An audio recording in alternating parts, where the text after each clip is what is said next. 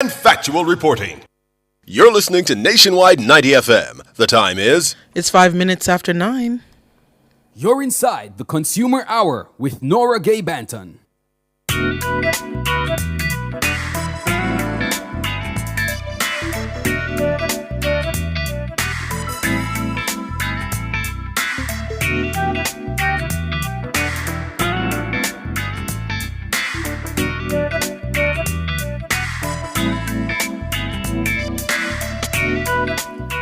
Good morning to you. You are here inside the Consumer Hour Nationwide 90 FM. I am Nora Gay Banton, and it is Friday, July 5, 2024. We are alive and well.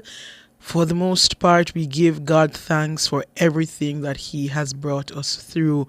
We know that persons are still recovering, especially those in South St. Elizabeth and Manchester and other parts of those parishes. Those on the eastern end of the island as well are still recovering from Hurricane Beryl. But we give God thanks for life, most importantly. So this morning, well, let me say good morning to you if you're listening on the 90 FM band, 90.3, 90.5, 90.7, and 90.9. Thank you so much for joining us on your radio. We appreciate your company there. Those of you who are listening and watching on our YouTube channel, good morning to you. If you don't have a light and you're still watching us here on YouTube, big up yourself. If you have light, big up yourself even more, because many of our friends and family members across the island, they don't have electricity and they don't know when they're going to get it back, because you know that many power lines are down, posts are down, and JPS of course is working to get those back up. So I'm seeing Donna Johnson on YouTube. Good morning to you, Donna Johnson. Anne-Marie is also there. Good morning to you, Anne-Marie. Melissa Williams is on YouTube as well. Morning to you, Melissa. Errol Townsend, morning Errol, big up yourself. And all the others over there on YouTube watching and listening, good morning to you. Those on our mobile app, which is available for free on the Google Play and the Apple App Store, good morning to you. And those on our website, the Listen Now option there, good morning to you as well. It's Friday, and you know, on Fridays we usually have JPS Cares, but this morning, JPS, of course, you can imagine they have many things to attend to right now, and they have also been summoned to a meeting. So we understand all of that, and of course we can allow them to get what they need to done, because they have a lot of work to do over the coming weeks across the island. And I want to use this opportunity to remind you that, especially for those of us who are in Kingston and St. Andrew, some parts of St. Andrew, Kingston, you know, we were spared the worst. By all indications, Kingston, those of you in Kingston and some other parishes, we were spared. And so I've heard it a couple times. I've heard it never too bad. But it will never go on too bad. Well, it was bad for many people across the island, especially those in St. Elizabeth, Manchester, some parts of Clarendon, over in St. Thomas, Portland. It was bad. And so first of all, let us inform ourselves of what really happened in Jamaica on Wednesday, and let us be mindful of how we speak, and let's not sound like we're speaking from a place of, privilege, because many people were impacted, like, badly. If you have not yet seen the pictures, if you have access to social media, just go and scroll. And I'm very sure you will see them. And for all of those who are without electricity at this point in time, understand as well that JPS would need you to exercise some level of patience at this point in time. I heard George saying it this morning, and he's right. Electricity, being without electricity for any time, if it's even 5 minutes, it can get frustrating. Because a lot of what we do around us, especially in the house, we rely on electricity to do it. And so if we don't have it, you get miserable, you get hot, you get frustrated. But please understand that we have to exercise some patience. And your natural human reaction, I can't fault you for that. But after your initial reaction, understand, sit and think and understand that JPS must respond to everybody. And I'm going to remind you of the process that JPS must go through and the protocols they follow when responding to electricity outage. So there are 5 steps, all right? Step 1, their first priority is to inspect their entire system for any damage of any kind. If there are problems, then it may be physically impossible to get power from their generating stations to you. So, step 1 for JPS is to inspect their internal systems. They have to ensure that they are ready to get the power back to you. Because if they are not ready, if their systems have any damage, they have to fix those before they get the power to you. I'm sure you can understand that. Step 2 for JPS. Once it is safe to start turning the lights back on, electricity is first restored to their main distribution centers and essential services. Electricity is first restored once it is safe to JPS main distribution centers and essential services. Essential services. Please note that if there is a power line down in front of your gate, you will not be at the top of the list because JPS must first check themselves. Once it is safe, they restore power to their main distribution centers and essential services, police stations, hospitals, fire stations, health centers. You get the drift. Essential services. All right. The next step for JPS is to repair the major distribution lines that serve several communities. So you have some areas where there's a line, there's a main line, and it serves quite a number of communities. So a large section of a parish is served by this power line and it's down. So JPS will look for those first and get them up and running as quickly as possible. I'm going through this list very slowly and I'm going to go through it again. All right. So step 1, for those of you who are just joining us, JPS will have to check themselves first. They inspect their entire power system to ensure that there's no damage, there's nothing that needs to be fixed before they look on the rest of the country. Because if JPS has internal damage, they're going to have difficulty getting the power to you. So that's what they're going to do. They're going to check themselves first, ensure that everything is up physically, all their power lines and everything internally are up in their internal systems so that they can get the power to you. All right. Step 2, once it is safe for them to start turning on the lights, electricity is restored to their main distribution centers and essential services.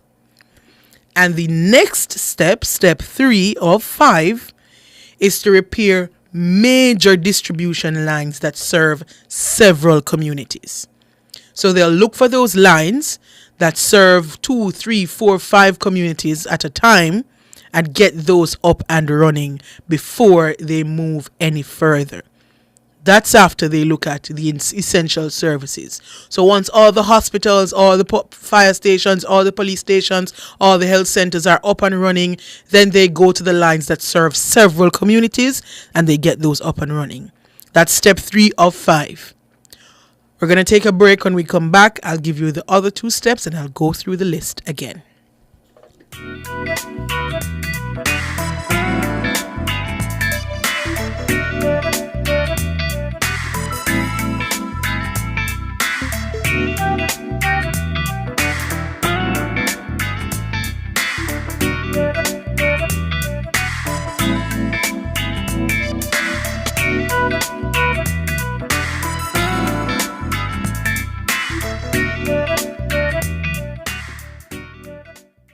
Decorate and redecorate your space with water-resistant, colorful, and fast-drying paints from Edgechem Paints. The time by Edgechem Paints, changing lives 1 gallon at a time, is 9:16. Is your strata filing its annual returns? In keeping with the Registration Strata Titles Act, strata corporations are required to submit an audited financial statement or a copy of its accounts, prepared in keeping with generally accepted accounting principles, signed by the chairman and at least one other member of the executive committee. This must be submitted annually to the Commission of Strata Corporations within 120 days after the end of the financial year. For more information, contact the Commission of Strata Corporations at 926-9748-9. This is a public service announcement from the JN Group. The JN Group advises that its member companies in Jamaica and the Cayman Islands have reopened for normal business today, July 5. JN is continuing work to restore service to a few ATMs affected by a shutdown by one of its data providers to protect its systems. Persons may continue to access cash and conduct transactions at most JN Bank ATMs, as well as use their JN cards, including JN money remittance cards, at multi-link ATMs and for point-of-sale purchases. Online platforms across the JN Group continue to provide convenient access and were unaffected by the hurricane. These include JN Bank Live online banking platform, JNGI Online, JNFM Online, and JN Money Online. To support its members in their recovery, JN Group will shortly roll out a support program. Details will be available in upcoming days. JN wishes a speedy recovery for all Jamaica and the Cayman Islands. The Office of the Information Commissioner, OIC, is Jamaica's data protection regulator. We're here to ensure large and small, public and private data controllers comply with the Data Protection Act. All data controllers must register with the OIC and process personal data in accordance with the law. Help us create a data-safe society for all. For more information, call us at 876-929-6952. Visit our website at oic.gov.jm. The OIC, your data, your rights protected. Share in the experience at Fontana Pharmacy. We have a wide variety of items in store just for you. Fill your prescriptions while you shop. And senior citizens enjoy 10% off. Shop household, cosmetics, toys, and many other departments. We also offer curbside pickup and delivery. Visit our website at fontanapharmacy.com. Fontana Pharmacy, where it's all good inside.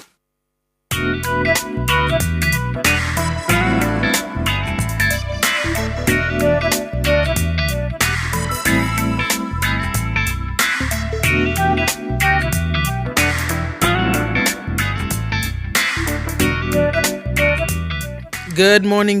You're back here inside the Consumer Hour on Nationwide 90 FM. I am Norige Banton, and it's JPS Cares this morning. And of course, the JPS team is out working assiduously to get power back across the island and they've also been summoned to a meeting. So, as you can understand, JPS will not be with us this morning, but I am giving you the rundown of the process to restore services across the island. Of course, that's electricity across the island. It's a 5-step process. I went through steps 1 to 3 before the break. I'll go through them again quickly, and then I'll get to 4 and 5. All right. So if you are without power, listen closely, because these are the protocols that JPS follows when they are restoring power across the island. So step 1, the first priority is to inspect the entire power system for damage. If there are problems, then it may be physically impossible to get power from their generating stations to you. So JPS first inspects their internal systems before they go out to you. Step 2, once it is safe to start returning the lights, the electricity is first restored to their main distribution centers and essential services. So after they check themselves, they go out to their main distribution centers and essential services. All right. Step 3 is to repair the major distribution lines that serve several communities. So if there's a line that serves a good number of communities, they restore power there first, because you can understand that more people would be affected by those lines. All right. Now, step 4. Attention is then turned to fixing smaller power lines serving smaller groups of customers. So, after they go to the lines that are serving big communities and a number of communities, then they go to fixing power lines that serve smaller communities, which makes sense. All right. So once they've gone to those smaller communities, they've gotten the power back up, then once the majority of the grid is restored, because if they go to essential services, their main distribution centers, power lines that serve larger communities, lines that serve smaller communities, most of the grid would be restored. And then they will deal with individual reports on a case-by-case basis. All right? So if there's a power line down in front of your yard, if there is something wrong with your line alone, because something draw down the line in your yard, everybody else around you have light, but your line great draw down, then I'm sorry to say, but you would be last on the list, because that would be an individual case. And JPS could not be at your house trying to fix your one line when there is a large community out there that need their services. And I'm sure we can understand that. David, good morning. Yeah, good morning. Good morning. I was saying that you was a young person, but you don't know Hurricane Gilbert. It was a Category 3. But this hurricane, I think them say it's Category 4 or 5, no? It was 4, Category 4. Yeah, but Gilbert is 10 times stronger than this. Well, the hurricane didn't make landfall on Jamaica. It really went south of the island. But as you can understand, we would have gotten some impact because it was close to us, but it didn't make landfall. Okay, because... Right. So it didn't really pass on top of Jamaica, in other words. It really went south of us, but as you can understand, the system is vast, so we would have gotten impact from the bands. Oh, but the south coast get more... Right, because it did pass south of us. Yeah. Okay, because Gilbert was very, very powerful, you know. Yeah. Because down at the waterfront, down at Kingston Pier, Kingston Mall, downtown. Yes. In front of the Digicel building, you have some concrete structure down there what block off the sea from the land. Gilbert lick off those concrete. Oh, really? I haven't been down there. I haven't seen. No, I'm saying. Oh, really? I haven't been down there. You never go digital yet, building downtown? No, I'm saying I didn't know that this happened since the hurricane. I haven't been down there, so I didn't. No, see. I'm talking about Gilbert. Oh, in Gilbert. Oh, I thought you meant Hurricane this Gilbert. one. Okay. 1988. Oh, yes. I didn't think you born then time still. No, I wasn't born at all. And when you go down to the waterfront, you see some concrete structure down there what leak off. Gilbert do it. Yes. Yeah. And that was 36 years ago. Yeah. And there's no government, no party, PNP or JLP, them don't see it fit to fix back those concrete. No, they don't fix what the concrete they made. You understand? Yeah. Are the UDC in charge are down there, you know? UDC? But them have the concrete liquor from Gilbert from 36 years down there same way, and the place look very horrible. And very Where untidy. exactly, though? Eh? Where exactly? You know Digicel headquarters? Yes, I know Digicel headquarters. When you go near the seaside, there's a sea in front of Digicel headquarters. Right. You see some concrete thing lick off, and you see the steel, the rusty steel a peep through the concrete and those things. Right through. It carry from the craft market. You know the craft market? Yes. From the craft market to the fish place. What do you call a fish place? Raytown. Eh? Hello? The craft market too. To the structure down at the waterfront, we have the fish place and the ice cream place, and you know what I'm talking? Victoria Pier. Yeah, Victoria Pier. From Victoria Pier to the craft market, all of those concrete what they on the wall, they block off the sea from the land. You sure they weren't repaired though? No man, them lick off from Hurricane Gilbert. No man, what the government do? Them repair something down at the Raytown area. No man, but I'm almost sure there is a structure there that is a wall that I'm picturing people that they sit on down there. No, them sit on the damaged wall. You understand what I mean? Okay. Them sit on the damaged wall. And there's some concrete structure on the grounds, but those concrete structure used to be on the wall, but Gilbert lick it off. I'm trying. No, I've been down there, but I'm not picturing anything on the ground. I know that there's a wall that runs along there that you're talking about that people sit on, and it's put together wall as far as I remember.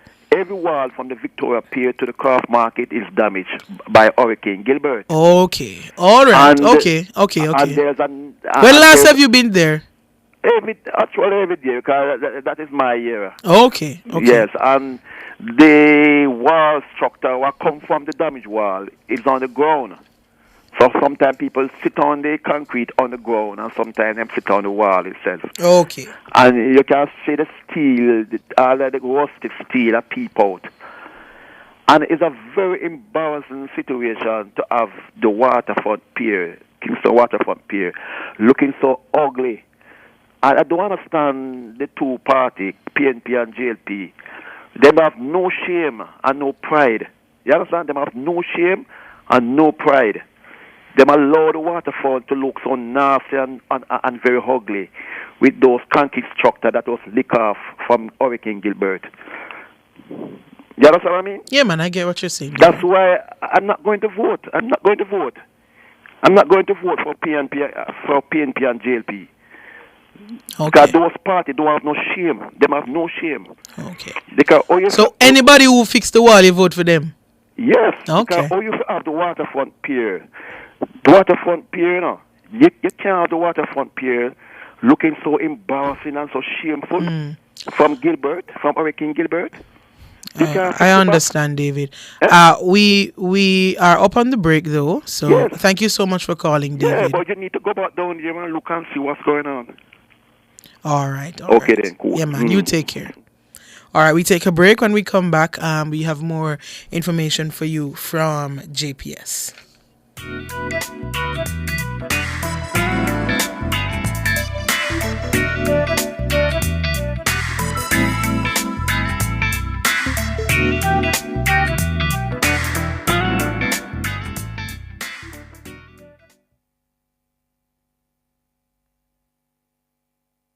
Spectrum Insurance Brokers provides quality insurance coverage and risk management services. The time by Spectrum Insurance Brokers Limited, setting the industry standards, is... It's 9:30.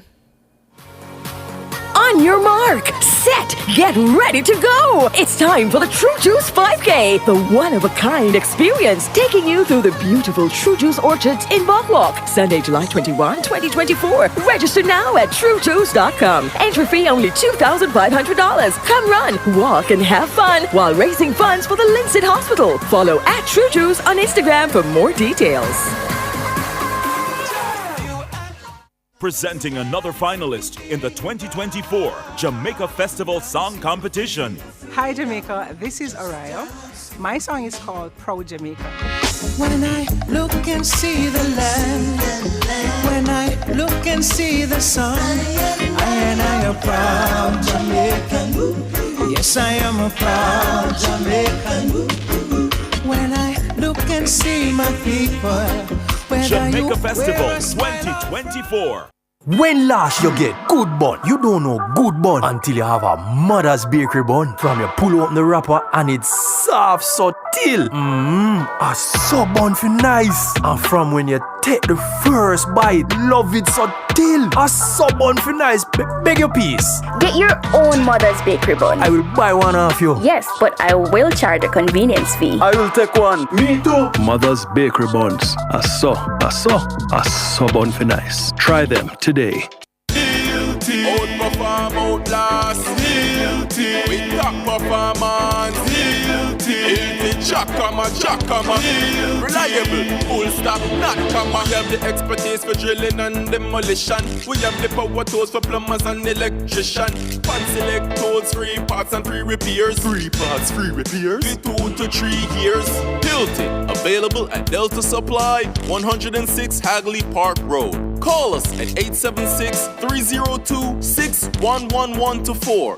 Delta Supply, we service what we sell.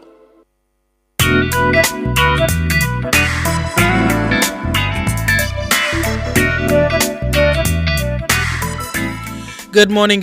You're back here inside the Consumer Hour on Nationwide 90 FM.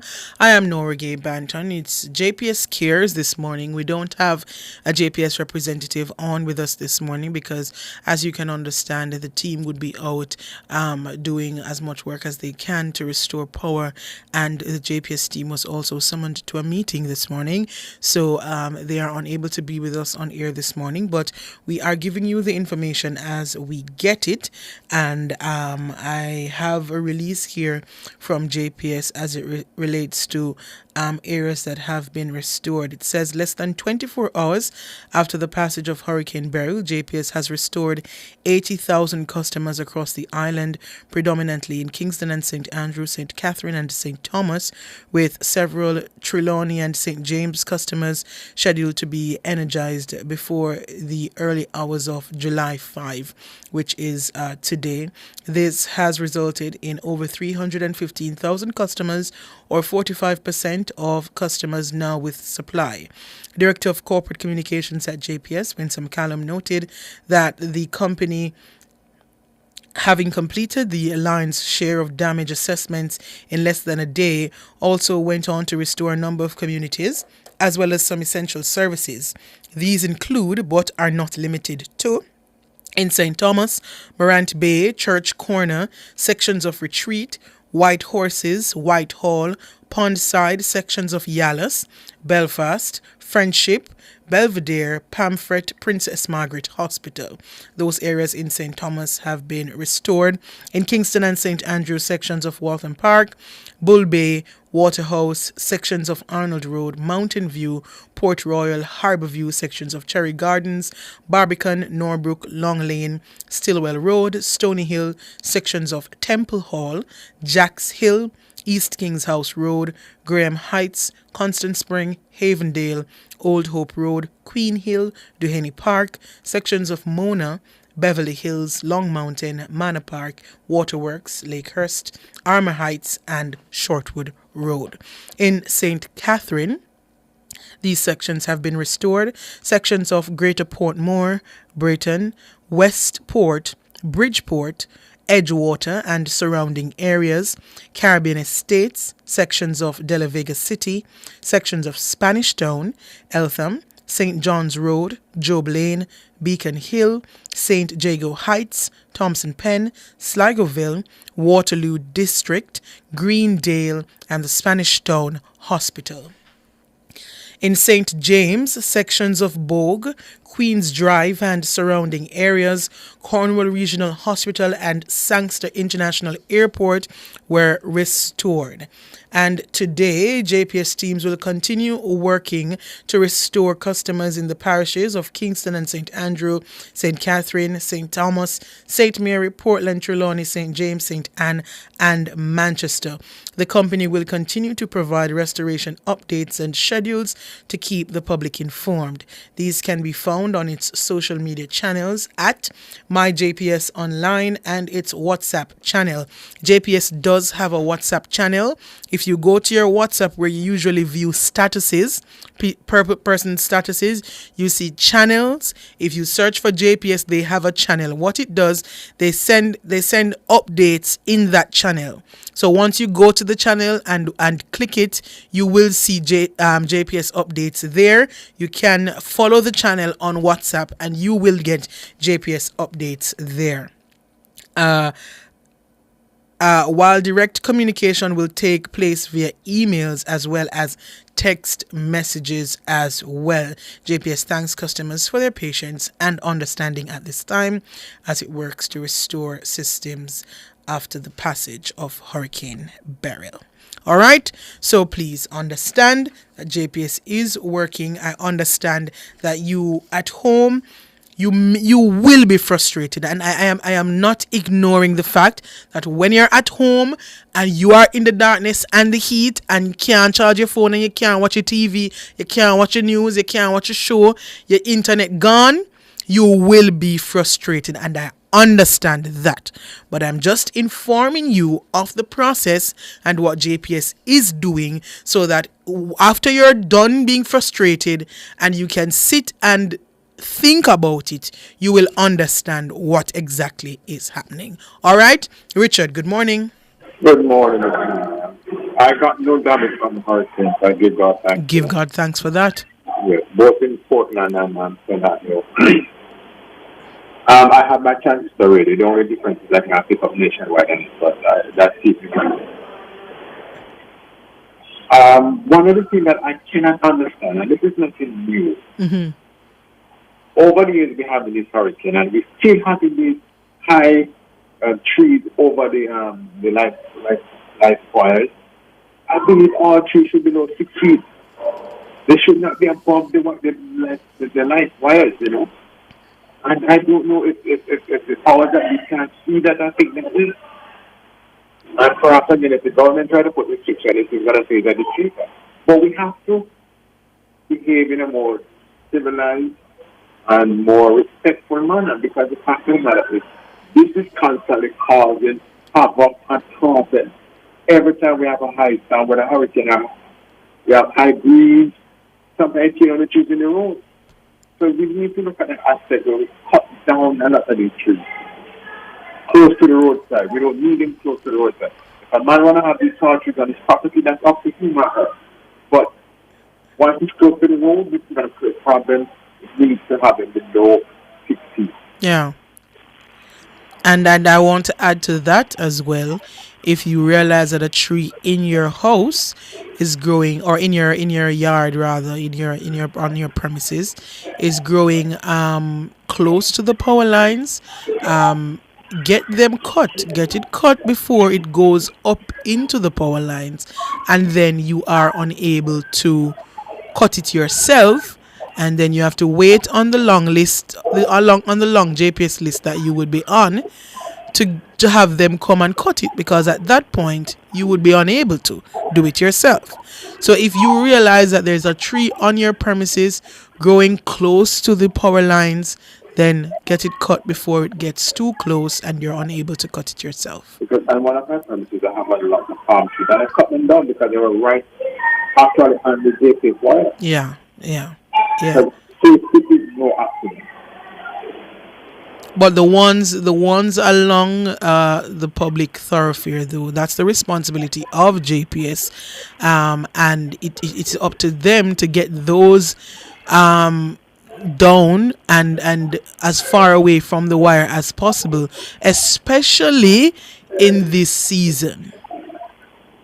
Well, now I think the government should make it mandatory. People have these properties along the road that cannot have these tall trees. Well, that's another thing. But yeah, it's gonna take a national effort. It's gonna take all hands on deck for these things to get done. But I know that even though we say these things, even though we get impacted like this from time to time, next year we will be at the same place saying the same things again. But they said drunk or only think about a house when it's raining, right? I didn't hear that one. They said drunk or only think about a house when it's raining. Have you ever heard that? I have heard that one. I've heard that one, yes. But okay. Have yourself a blessed. Yeah, man, you too. And to all of those who were not impacted by the hurricane severely, we encourage you to seek out a family that you can assist who may have been badly impacted. A lot of communities, especially in St. Elizabeth and Manchester, many of them are without roofs. Many of them have had to leave their homes because their house was, badly damaged. We saw pictures coming out of St. Elizabeth Monroe College. We saw pictures of Manning's school. Those schools we're aware of that were hit badly by the hurricane. So, of course, if you are past students of these schools, then you can offer your assistance in whatever way, whether it is to go down there and help with the cleanup process, or you can offer funds to assist with repair, then of course, by all means, I say do so. If you know of a little family down in St. Elizabeth that may have been impacted, if you know of a family anywhere across Jamaica that may have lost their home, if you can assist in any way, please do so. And before it starts, I'm going to say it, because anytime we have major disaster, the crooks start to show their heads. False GoFundMe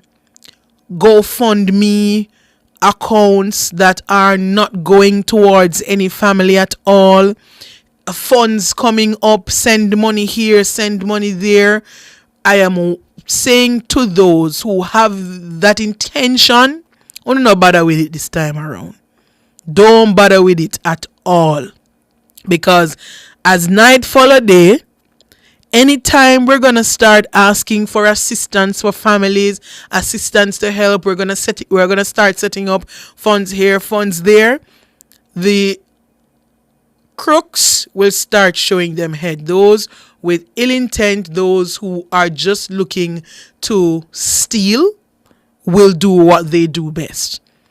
But I am imploring you, if you have any intention to do it, nobody do it. Nobody do it. Nobody do it at all. Just don't. Please. We're going to take a break. When we come back, the phone lines are open. 876-630-9371-4 or 618-8255. You can give us a call. We take a break and come back with more.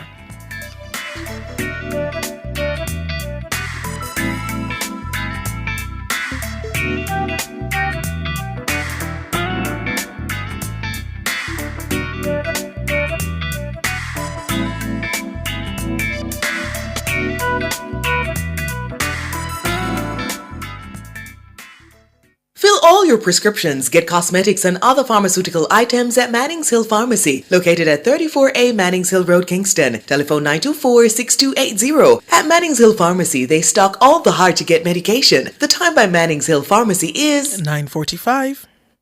The Office of the Information Commissioner, OIC, is Jamaica's data protection regulator. We're here to ensure large and small, public and private data controllers comply with the Data Protection Act. All data controllers must register with the OIC and process personal data in accordance with the law. Help us create a data-safe society for all. For more information, call us at 876-929-6952. Visit our website at oic.gov.jm.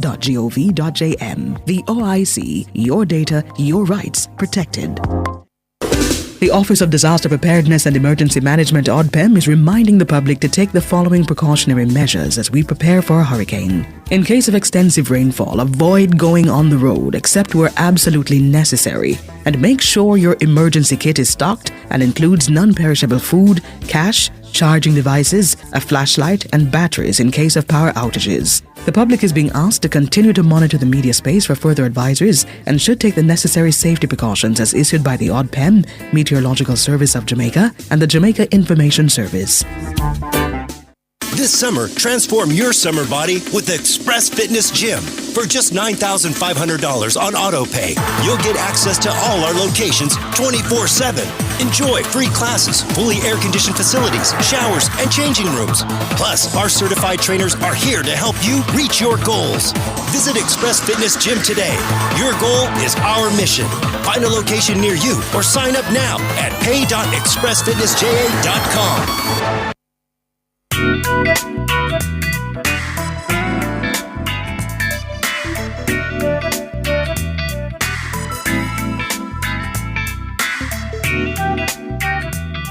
Good morning, good morning. You're back here inside the Consumer Hour on Nationwide 90 FM. We are almost to the end of the show. I'll leave you at a couple minutes to 10 and we will jump into Cliff Hughes online with George Davis this morning. But in the meantime, the phone lines are open 876-630-9371-4 or 618-8255. That's 876-630-9371, 630-9372, 630-9373, 630-9374, and 618-8255 East Central. Good morning. Good morning, Miss Nara. Good morning. How are you? All is well, man. Everything nice down here, man. Everything nice. That is good. Give God thanks. So now have light and water? Oh, we don't have no light back yet because the light will take a little while based on the damage of the road network. Mm-hmm. Yeah, the light will take a little while because yesterday I go up on the road, go search the road network. Falling poles from as far as Dumfries to Inner Montego Bay, light posts to fall, land slippage.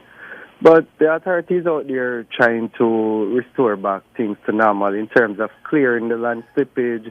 Because we did see unit from the municipal corporation while I was out there yesterday trying to get some work done. And it's a good look for so far down in St. James. But in regards to the power now, yes, the light pole has been fall from 1 to many light poles has been fall. So in terms of restoring back the power, it's going to take some while. Days of work to get it's going to take a while.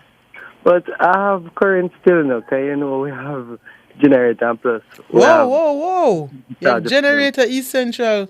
That not bad. And we have the portable Wi-Fi them too. Nice. So you're up and running. Yeah, man. Yesterday when I was trying to get some internet, I was in Farm Heights, but obviously the phone connection wasn't working because the road network, it couldn't lead to Westgate, Montego Bay. When you reach Porterville, I have to divert and go up to Farm Heights to go back down to CLM, go back in town. So today it's a little bit better. But I'm at home today, Okay. And all is well for me. And your community is good as it relates to damage to houses or when it property? Relates to damage to houses, I only see 2 house damage where it has been roof falling off, and otherwise some near misses of some tree blows. And I had a near miss of an apple tree on a house back then, a near miss, near the mist, but thankfully it blew and dropped the other side. But Okay. not the entire tree, all some limbs just fall. But it's a good look for me and the family still, and all is well.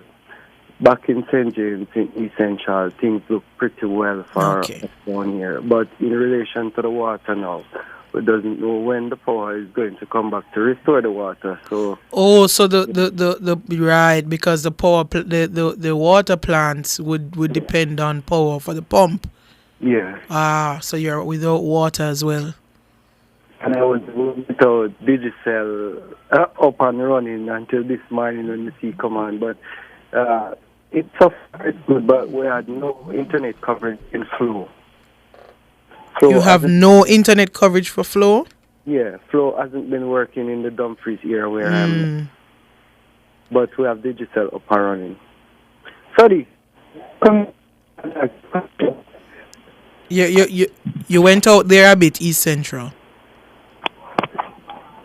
Hello? Hello? Yes, go ahead. Yeah, in the Dumfries area where it is mostly surrounded by the cable and wireless, otherwise slow service. Why, no bad. Miss Nara. Yes. Yeah, we are hearing what him said, but he has no phone appearance in terms of phone delivery of coverage, so I have to take back the phone from him. From who? Sorry, was talking to you a little while ago.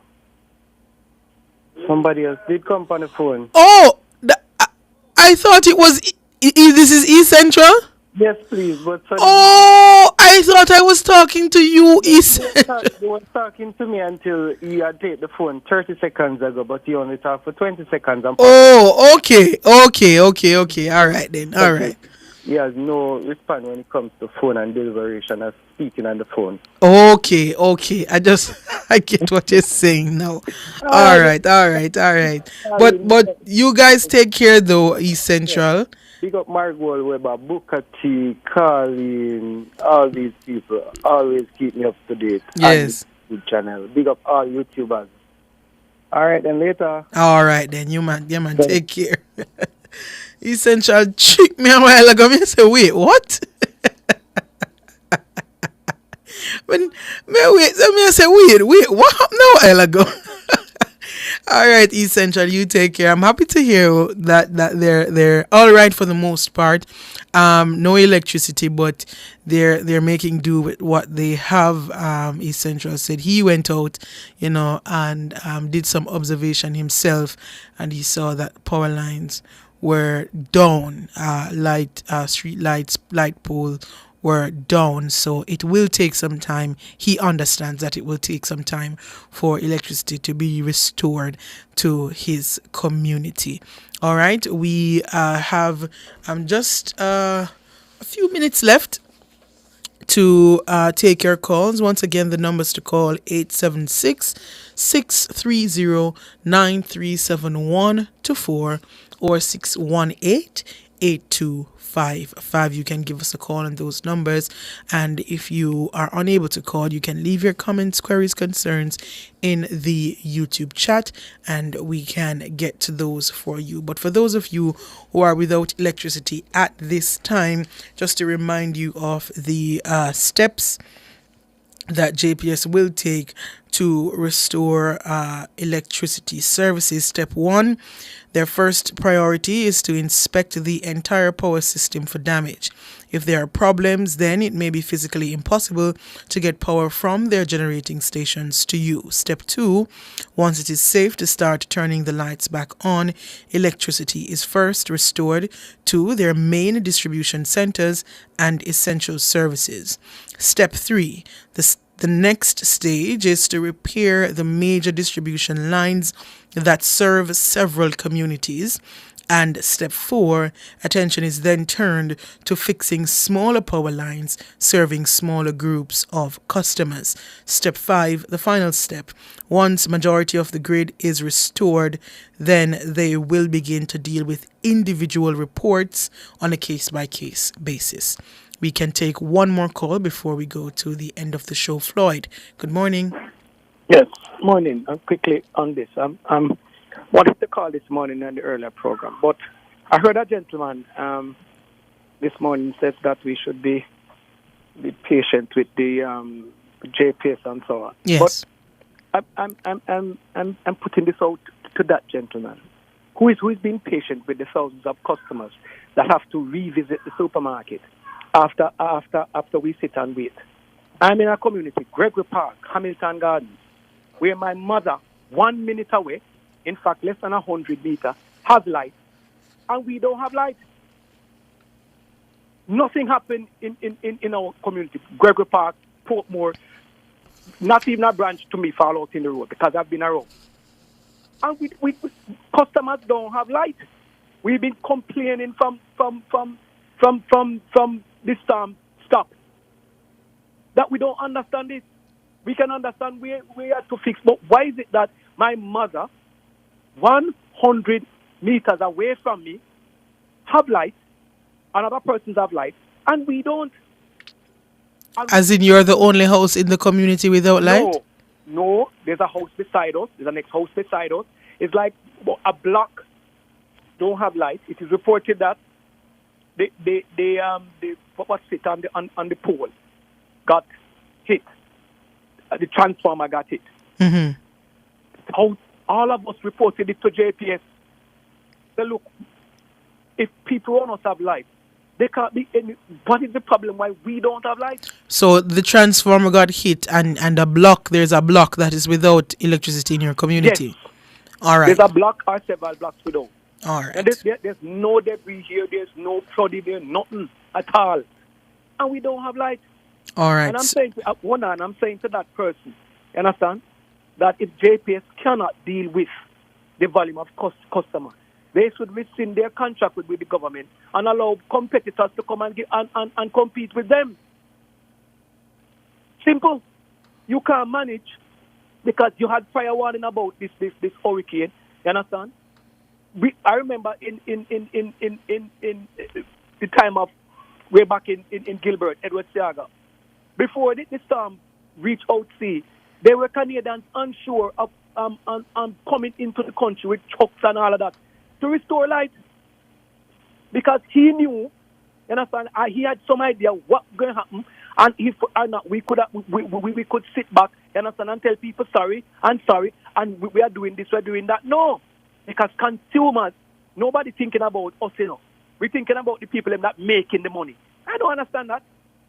And you know what I'm looking out for? And you can bet your bottom dollar that I'm going to call in every day. I'm going to look at my light bill to see if this company is going to put some of that cost on us. Because they did it before, you know. With this thing on the light bill that somebody please call in and remind us. Where they putting up new poles on our light bill. And they are the one making the money. So there's no excuse. Persons are out there that are qualified, that want to work. They don't want to pay people, you understand, time and a half and these things, you understand, to get the work going. Because people, anywhere else in the work, yes, they are human. People sleep on the job because they're being paid and wake up and work again. They must pay the people them to go out there and work. Or they cannot manage. All they need to do is to themselves calling people and pay them. Simple. All right. Thank you so much for calling. Thank you. Yeah, man, you take care. Have a good day despite the power being out in your area. I hope you can find some comfort otherwise. That's where we're going to leave it for the Consumer Hour this morning. Making way now for Cliff Hughes Online with George Davis.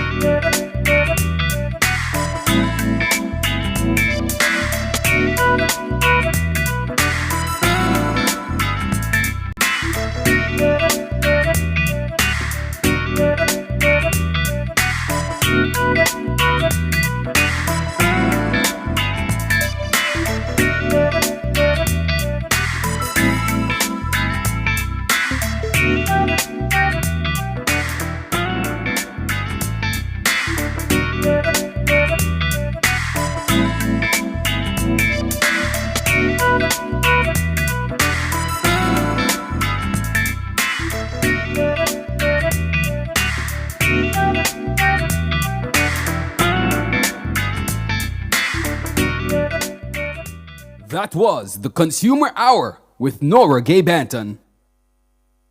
This time signal is brought to you by the Ministry of Industry, Investment and Commerce, Jamaica's business ministry. The time by the Ministry of Industry, Investment and Commerce is 10 o'clock. Cliff Hughes Online. Talk radio for all Jamaicans. My hands were steady, my eyes were clear and bright. My walk had purpose, my steps were quick and light. And I held firm to what I felt was right, like a rock.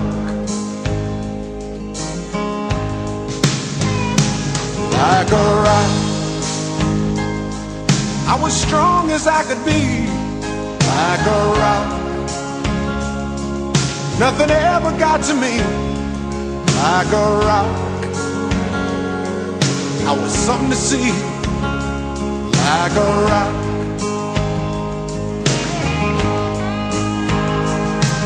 And I stood arrow straight, unencumbered by the weight of all these hustlers and their schemes. I stood proud, I stood tall, high above it all. I still believed in my dreams. Our phone numbers are 630-9371, 630-9372, 630-9373, 630-9374, and 618-8255. Or find us on Facebook at Nationwide News Network and follow us on Twitter at Cliff Nationwide. You can also listen to Cliff Hughes Online live on the World Wide Web at nationwideradiojm.com or via the Nationwide 90 FM app on your mobile phone.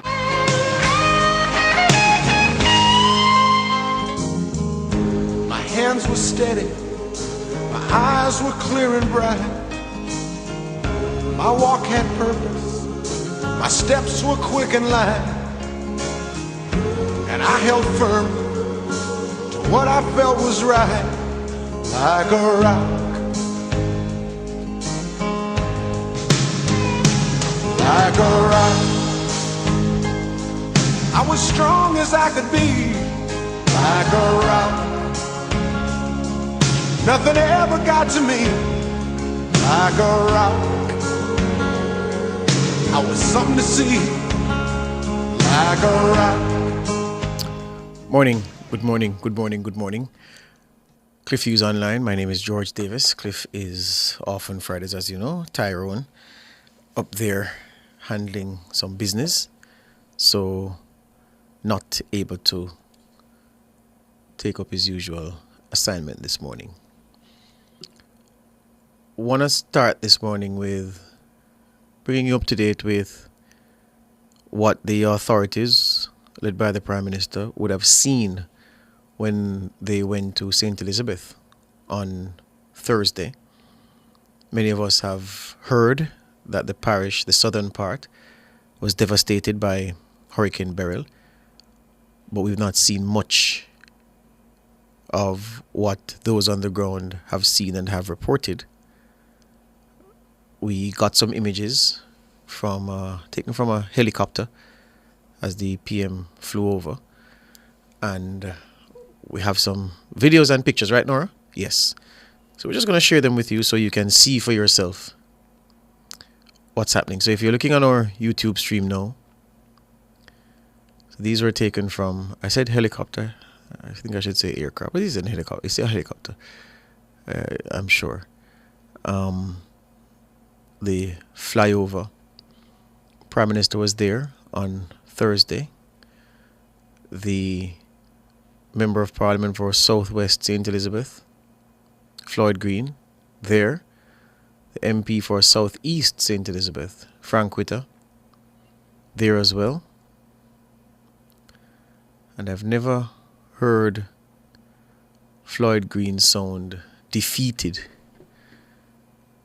I've never heard him sound as subdued as I have this week. as he accepts the reality of the damage caused in his constituency by burial. And those of you who are listening, we're showing a video of what those in the aircraft, the Prime Minister going to St. Elizabeth on Wednesday would have seen.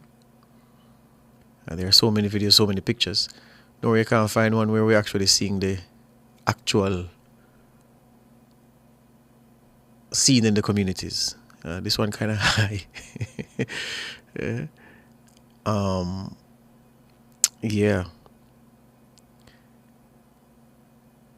So yeah, we also we're going to play for you an interview the Prime Minister gave to journalists down there. Right. So we have some pictures. All right. So this is the aerial view we're showing now. Some trees uprooted, and as the camera zooms in, you're seeing images of blocked roadways, houses smashed as if a bomb dropped down in southeast St. Elizabeth. And particularly bad was the damage to two schools in St. Elizabeth, the Hampton School and Manning's. But the community is not spared. What we're seeing in front of us, the houses, which wooden structures, zinc roofs, roofs gone, structures smashed as if a physical object crashed into these structures. Light poles down, some leaning, and it's going to take a mighty effort to get things back to normal.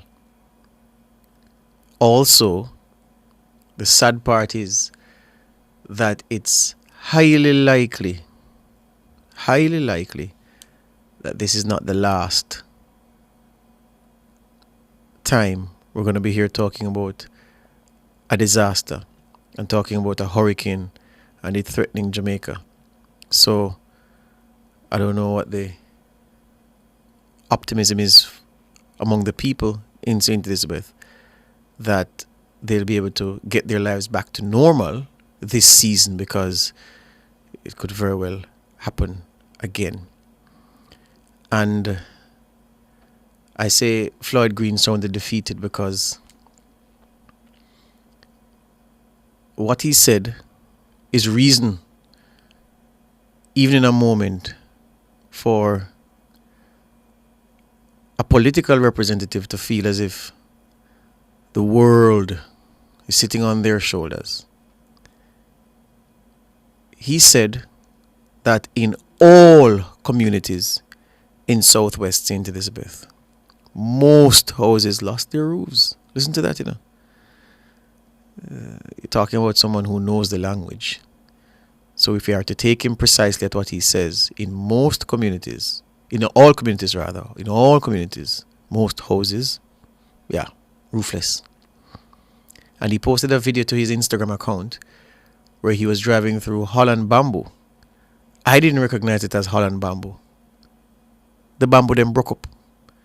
You can find that, Nora? Yeah? Floyd Green posted on his Instagram account Holland bamboo. The bamboo broke like matchsticks. It's as if someone was out there chopping them. Nor if you don't find it, tell me. I can just quickly send you the link. Yeah? But that just shows you the scale of what we're dealing with and the repair effort that is in front of us. And at this time, she found it, good. We're going to put up the Holland Bamboo Drive where the minister was filming. And you can see for yourself I drove there very recently. We went to an OB there, Nora, 2 weeks ago? We went to Black River. Yeah. And the bamboo was lush on both sides of the road. No, there was a time when there was a disease, they say, that was attacking the bamboo. It seems as if that has been conquered. Holland bamboo looking nice and lush on both sides. Now look at these images, viewers. This is Holland bamboo. And on both sides of the road, it's as if a chainsaw was used on these plants. And it looked bad. It looked bad. My YouTubers are asking for a wider view of the videos, but we can't do that for this, because remember, we're playing it from Minister Green's Instagram page. So it's how he recorded the video. So we can't adjust it, unfortunately. So just look as best as you can. And this is just a snapshot. I got some pictures from Perennial Charles Jr. from Southeast Clarendon, rather. Remember when he spoke to us on the front page, he said that the images tell a tale of destruction beyond what he could articulate. Look at these pictures from Southeast Clarendon now.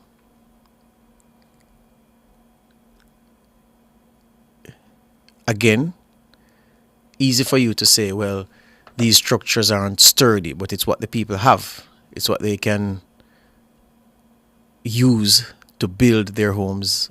These were homes, and as he pointed out, sheds where the fishing gear, the tack as you call it, was housed. People lived in structures. They did business in some structures.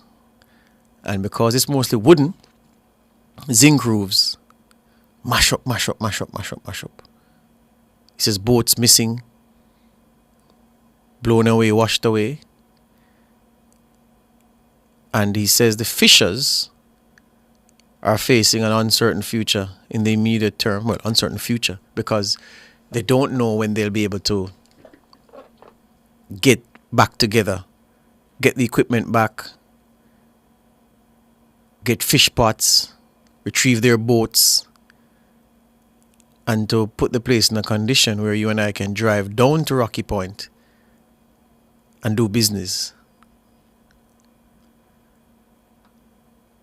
And then there's a situation concerning electricity. It is bad for many people, but it's not bad because the JPS are not working. They are working overtime. The JPS depending a lot on its contractors in the field to attend to pressing needs, to try to get light poles back up, to then energize those lines that are back up on the poles. And everywhere there's an emergency. And between yesterday and today, they say they got 10% of the population that were out of power back with power. And it's not a case where scores of light poles have been blown down. You heard Perennial Charles Jr. say that in his constituency alone, hundreds of poles would have been blown down. And that's just in one constituency. Imagine across Frank Whitter's Southeast St. Elizabeth and Floyd Green's Southwest St. Elizabeth, when you add those numbers. And remember that South St. Elizabeth would have gotten it worse than Clarendon, than Southern Clarendon, the southernmost point of Clarendon at Rocky Point, a Portland Bight protected area, all of that. So there's a lot of work to be done. Do you notice that in the bulletins that JPS publishes, it says, and it lists the parts of the island where power will be restored. Today, it said Trelawney should be getting back the power this morning. Just under 2 hours to go before the morning is up. So they're racing against the clock to get the power back turned on in Trelawney and St. James. And it named almost every parish that the restoration work has already begun, except Clarendon and St. Elizabeth. Nothing on Clarendon, nothing on St. Elizabeth, because the scale of the problem is so big. and because a truck drives up with a crew, with a work crew, to go and put poles back in place. But the obstacles that they have to encounter to get to where the poles are down, trees, big old trees in the way, guango trees, guinea trees, cotton trees, all kind of trees in the way, those have to be moved. And it's not just the JPS that are frustrated by the debris. You heard Minister Charles this morning say that a water truck that was going to Rocky Point to give the commodity to people had to turn back because the road blocked and it couldn't go any further. Said it set out with a full tank of water and went back to base with a full tank of water because it wasn't able to deliver, just because of how many trees were blocking the way, how much debris was blocking the way. And that's the situation this morning. And, you know, I'll not sit here in air condition with a fridge in my office and several other fridges around the Nationwide office broadly. I have access to my TV in my office. There are many TVs elsewhere around the office. I have mobile phones, I have iPad, I have everything. I'm comfortable here. Same story at my home. In those circumstances, I'm not going to tell you who've been without power since Wednesday morning to take it easy and to not be miserable. You have a right to be miserable. I can't imagine being you right now. Yeah? So it's easy to tell a man to hold strain when you have the amenities that they lack. And I'm not insensitive to the struggle that people are facing. One woman called us this morning to say that she have a piece of meat and some sausages, she said them spoil. Meat spoil because fridge not working since Wednesday morning. And she said she don't have any more money to buy any more meat.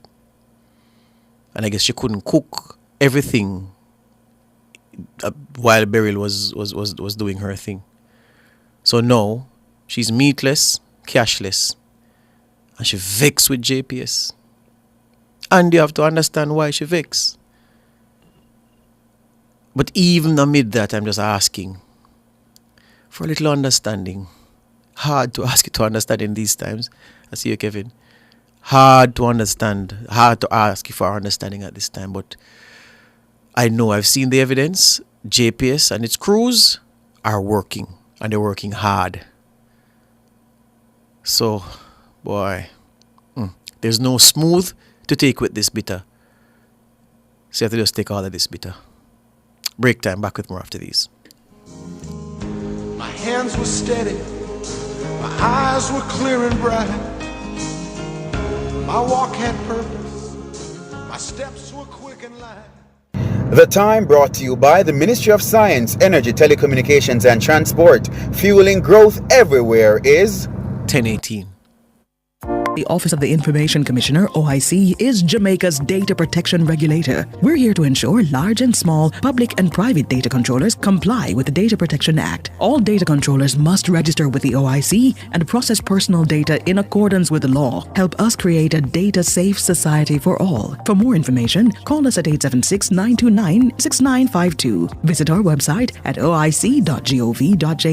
The OIC, your data, your rights protected.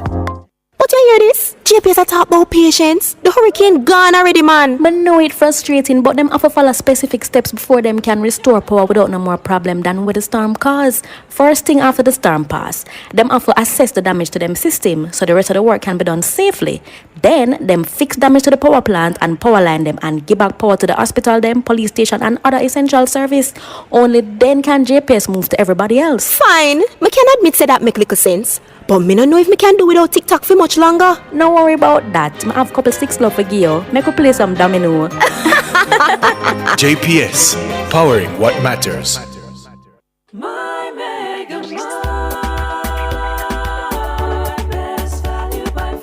With so much to do in one location, make Megamart your one-stop shop.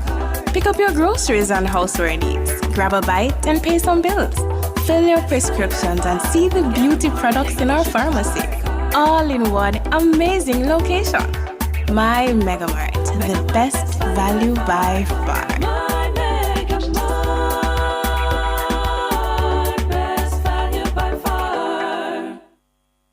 Cliff Hughes Online. Talk radio for all Jamaicans. My hands were steady. Welcome back to Cliff Hughes Online. My name is George Davis, sitting in here for the old man and I'm not talking Tyrone. Tyrone is the big belly man. Morning, Tyrone. Wherever you are, hope you are doing well. I see someone in the chat on YouTube, Samantha Gordon, saying meat can't spoil so soon if it's in the freezer. I always said the last part, Sam, but she did say in the fridge. So I don't know. I take their word for it, Sam. Yeah, she said the meat was in the fridge. She never said freezer. She said the meat was in the fridge and the meat spoiled. We don't know, if the meat did touch before. I'm not saying it was. I'm not saying. You can't quarrel with the woman and say, boy, she's not telling the truth because meat can't spoil so soon. All right? And Sam, behave yourself, no man. Sure. The other issue concerns telecoms. Now, I saw a post last evening that we didn't use in our newscast because we couldn't verify it. But it was alarming because it said that the cell sites used by the telecoms providers, that those were running on battery power because, of course, with so many areas of the country without electricity, then there would be no direct source of power, sustained power to the cell sites. And so they were running on battery. And the batteries must be nearing the end of their life by now. So what that means, everybody who's been using the phone service since Wednesday would know that it's very spotty. It's gotten a little better today, but it's been spotty. But again, that's to be expected. And I'm trying my best to not sound preachy, and I don't want to be condescending in any way. And I do understand, and I'm making no exception to I do understand. It's not like I'm saying I understand, but man, if you're miserable now and you want your light and you want your utilities, you have a right to want it.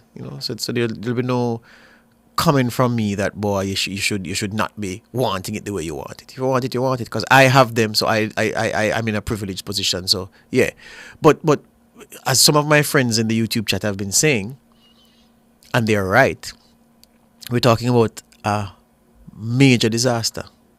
We're talking about a disaster that has caused several families to now be without a home.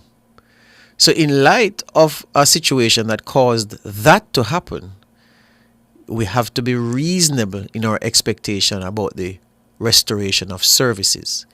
And so the telecoms people, they're in that meeting with Minister Vaz now. I understand about 10 representatives from Flow, Digicel, the NWC, JPS are with the minister as we speak.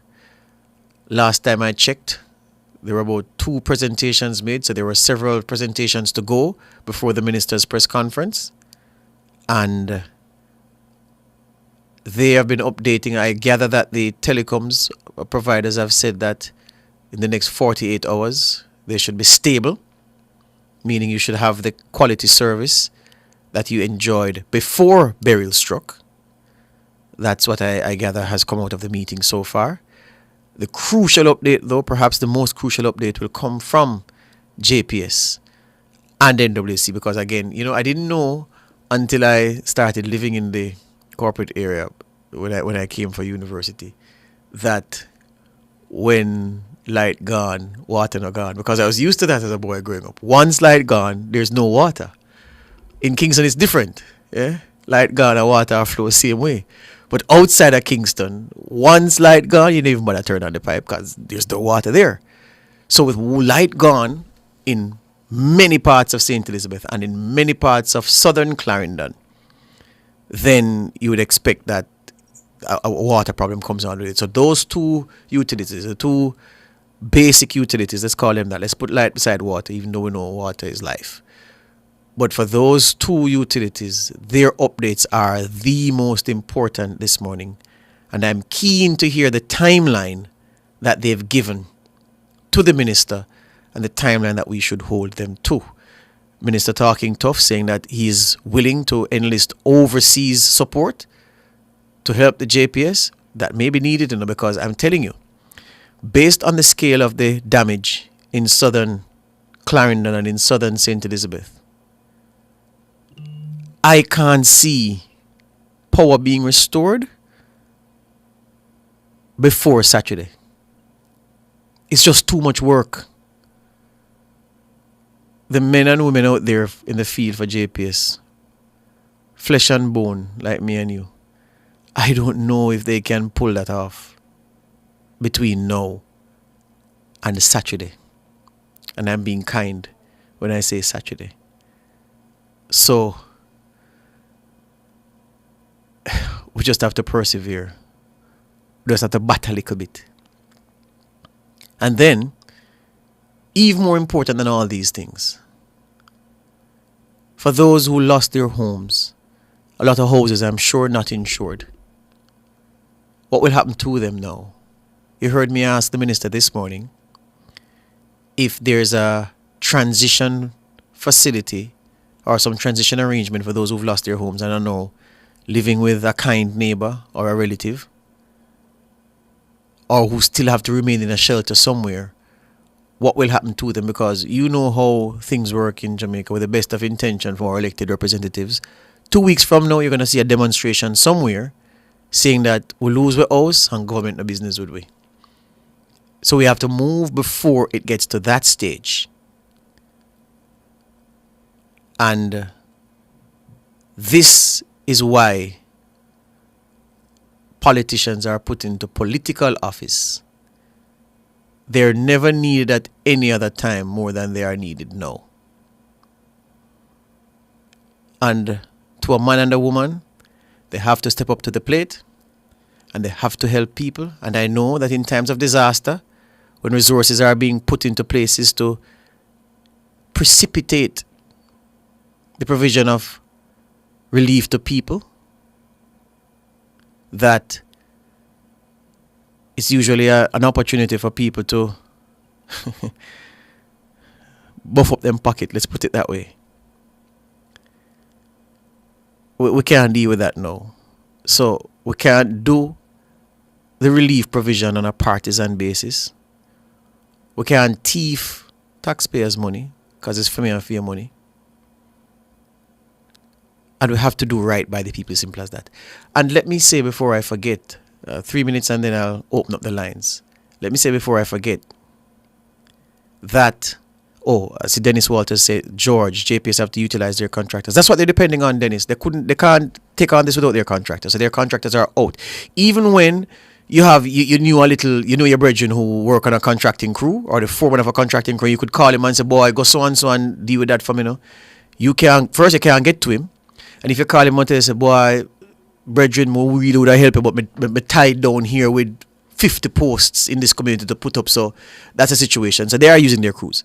But yeah, I was saying to you, I've not lived as long as some of the YouTubers think. I'm not that old. But I've always been a keen observer of the politics from a boy till now. And not just the politics, but governance. I can say with pride that I'm living in a country where the recovery from a natural disaster will not see my Prime Minister or my Finance Minister stand in Parliament or at a press conference and announce that they've secured a loan to help us to get back to our feet. I think that's to be applauded. The political hacks can spin that all they want. My generation, those of us born in the 1980s, that's all we knew. Times like these, you go borrow. We're in a position now where if we're to take Clark at his word and take Holness at his word, we don't have to borrow anything because we have put plans in place. There's a famous Shakespeare quote. I think it's from, is it from All's Well That Ends Well? The Shakespeare experts will tell me if I'm wrong, which says, by the fair weather you make yourself, it is needful that you frame the season for your own harvest. Yeah? That's what Jamaica has done. we have framed the season for our own harvest. I think it's disgraceful for a country calling itself independent to have a hurricane pass by and you depend on the phone a big multilateral money for help to put your people in shelters or to provide basic services. We are not in that position, not by luck, but by design. And I'm exceedingly proud of that. Not all's well that ends well. No rest means much ado about nothing. Yeah, I always mix them up. Much ado about nothing. Nora is telling me that quote came from. But good thing Nora know the quote. She says I got the quote right, but I got the source that the Shakespeare work wrong. So it's from Much Ado About Nothing. But yes, much ado about something. We do not have to go cap in hand to say, boss, lend you or beg you to help people in this time. If that's not worthy of applause, then might as well be no applause for nothing in the future. Take a break. When I come back, phone lines. My hands were steady, my eyes were clear and bright. My walk had purpose, my steps were quick and light. And I held firm to what I felt was right. The Ministry of Health and Wellness works to ensure the provision of quality health services and promotes healthy lifestyles and environmental practices for all Jamaicans. The time by the Ministry of Health and Wellness is 10:31. Feeling stuck in endless paperwork to secure a small business loan from a bank?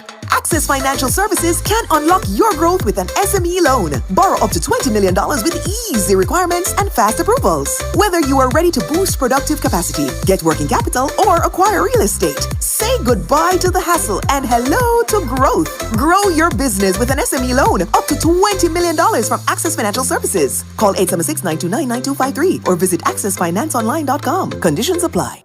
The management of the Wisynco Group Limited wishes a speedy recovery to all Jamaicans as we assess the impact of Hurricane Beryl. Their thoughts and prayers are with those seriously impacted. Wisynco team members are encouraged to communicate directly with their team leaders if they have been impacted. They are pleased to advise that their facilities were not seriously impacted and will resume operations today. Transportation has been arranged and teams should report if able according to their shift schedules. Please prioritize your safety as you navigate the roadways. We continue to monitor the evolving situation. From the Executive Management Committee of the Wisynco Group Limited.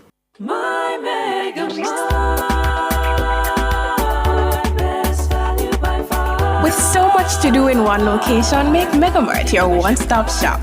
Pick up your groceries and houseware needs, grab a bite and pay some bills, fill your prescriptions and see the beauty products in our pharmacy. All in one amazing location.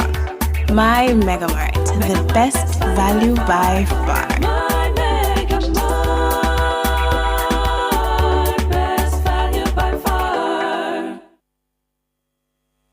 Our phone numbers are 630-9371, 630-9372, 630-9373, 630-9374, and 618-8255.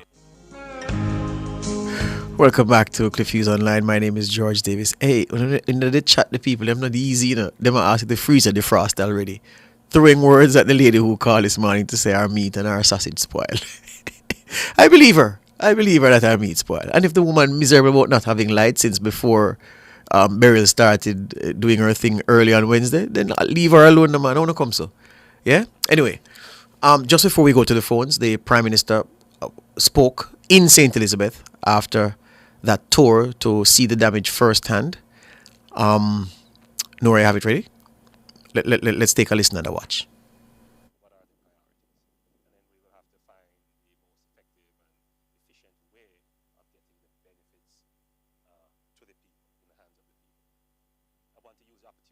The audio. We need to fix the audio. Let's see if we can wheel that again. All right? But yes, we are trying to hear from Andrew Holness. He was in St. Elizabeth. So he would have flown along the southern belt, so over Clarendon, so he would have seen what Colonel Charles Jr. and his people are having to deal with. and he landed in St. Elizabeth. If you have the chance, viewers, listeners, look at the Monroe pictures. At a good time today, Nora, we'll show again the Monroe College situation and the Hampton School, Turner's school, Turner Thomas's school. Turner, you have to go down there. You say you wanted to do manual labor, Turner. Now is your chance. Because it mash up. And then the Manning School. So 3 historic institutions, 3 of our best. 3 of our best. The Manning School, highest reputation. Monroe, highest reputation. Hampton, highest reputation. 3 of our best in some problems. No. All right, while we sort that out, let's, who are we going to put online? Donahue. Good morning, Donahue. Good morning, sir. Morning, sir. I'm so glad to hear your voice and get to talk to you. Yeah, man, what going on? Yeah, you know, me hearing not talk about St. Elizabeth this morning. I'm looking at it from a slinger side of some tambourine juice. Mm-hmm. I'm sitting to myself saying, no, it not sound good at all. I know why it not sound good, my brother? Yeah. St. Elizabeth are the first parish in Jamaica get light. Yes, Black River, to be precise. Black River. Yeah. And if it's the first parish that get light, they should have finally cut some of the children out of the way and go up there and give up the light. You understand? Because this is the first parish in Jamaica that get light, Black River, and that is St. Elizabeth. Mm-hmm. And we're glad to hear your voice on the, yeah, man. on the radio. Yeah. Respect, man. Yes, boy, I make everybody hear when I sit here. Yeah, man, let me hear you loud and clear, Donahue. They hear you loud and clear. The phone faster than the radio. They hear you loud and clear, man. What you mixing the tamarind juice with? Lime and sugar? No, they can't put lime in it. You have to use sugar alone. Sugar alone? Because the tamarind already so. Oh, yes, George. You should do better than that. You use the tamarind and the ginger. Ginger. I meant to say ginger. Sorry, my friend. Sorry. Yeah, so we're glad to hear you. All right, sir. Respect. Yeah. All right, Donahue. We're trying to fix it. You ready, Kevin? Oh, Irvin. We're trying to work out the audio with the Prime Minister for you. Irvin, in the meantime, go ahead, Irvin. Good morning, George. Morning, sir. Yes, I'm calling on behalf of South Manchester. Where specifically in South Manchester? Come to Mandeville and come to Newport, back to Cross Keys. What the community name? Cocoa Walk. Yeah, man. Yeah, man. Talk to me. Yes. Mm-hmm. We have no power down there from since the hurricane. Mm-hmm. But I'm living in Georgia still. Okay. But they can't call, so you're calling for them. Yes, and I'm not really happy. I can't get in touch with no one down there. Oh, you can't talk to your family? No, that is in South Manchester. Yes, South. yes.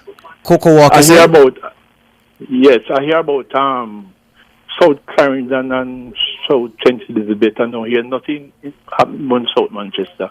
Yes, I understand that when the mayor spoke to Cliff yesterday, he highlighted the conditions down there. Yes. But what really happened? No, I don't hear nothing from the MP. You mean Robert Chin? We need to get him on the air this morning, Nora. Robert Chin, the South Manchester. We're going to talk to him for you, Irvin. Yes, but most MP called and I don't hear nothing from the MP down there. What's going on down there? We're going to get him this morning for you. I know what really happened. I don't know what happened to the people them down there, Steve. I can't get in touch with none of them down there. All right. We're highlighting it now. We're highlighting it now. We're going to talk to the MP. Yes, I have my house in South Manchester there, and no one is there right now. All of us in Georgia right now. Yes.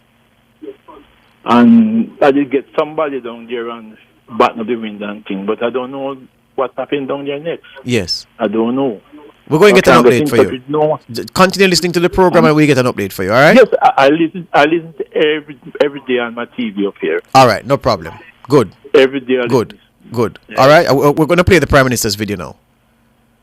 All right, so Kevin, the people in the chat say, I threw you under the bus. I don't know how. People, Kevin laughing after one because he knows nothing to go. So anyway, the man is ready now. Let's go. What are the priorities? And then we will have to find the most effective and efficient way of getting the benefits to the people in the hands of the people. Nora, sorry. We still not have the audio sorted?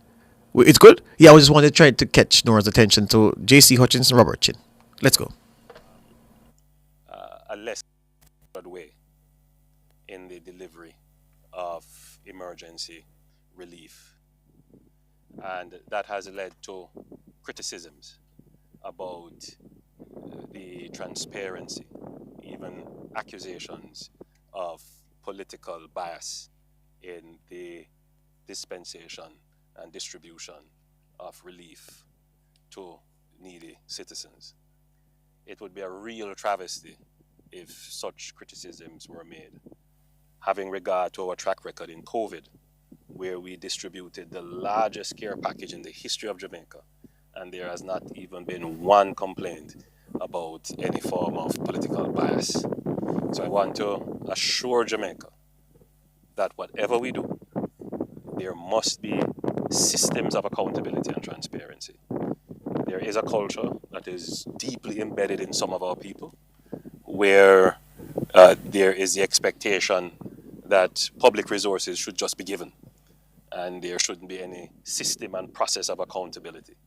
Now, I understand that we are in an emergency, but an emergency does not suspend the need for accountability and transparency. So even in an emergency situation, there will be a process. And I'm saying this for the benefit of the members of parliament, of the technical officers in the ministry, and for the beneficiaries themselves who will be eagerly awaiting the public benefit. We don't intend to be called up in parliament by the specified authorities to say that funds were not spent in accordance with the law. Then we are accused of being corrupt, with no mention that there was an emergency. And so we don't intend to go down that road. So there will be a process for any benefit, no matter how small it is, that will be given in a relief package, which means that anyone receiving a benefit must put their signature down for it. There must be a valid ID for it or somebody to vouch for the identity of the person. So whatever the government allocates, we must be able to trace every cent to the beneficiary. It mustn't end up in anyone else's pocket who was not the intended beneficiary. Now, these things may add layers to the process and it may take time, but it is absolutely important for the stability and strengthening of our democracy and accountability that this be done. And so I just want to put that out there for everyone who may be expecting a free-for-all. There will be no free-for-all in the dispensation and distribution of public resources in the relief process. Finally, PM, the preparations held up with the aftermath and the feedback you've gotten here in St. Elizabeth among the other parishes? Did the nation's preparation held up against burial? I'm giving you 3 levels of assessment. I'm giving you the level of assessment that I am aware of, meaning that I am directly involved in. The preparation of the cabinet, the preparation of the senior leadership, the policy direction. I'm certain that it worked and worked very well. At the level of me going around and meeting the actual implementers and meeting the people, the sense I get is that it generally held up and performed. The real test, however, is when we do the post-preparation review, when we go through with ODPEM and see what were the weaknesses, what didn't work, which is a more objective and scientific way. So I can say I'm certain of what I did and the impact it has.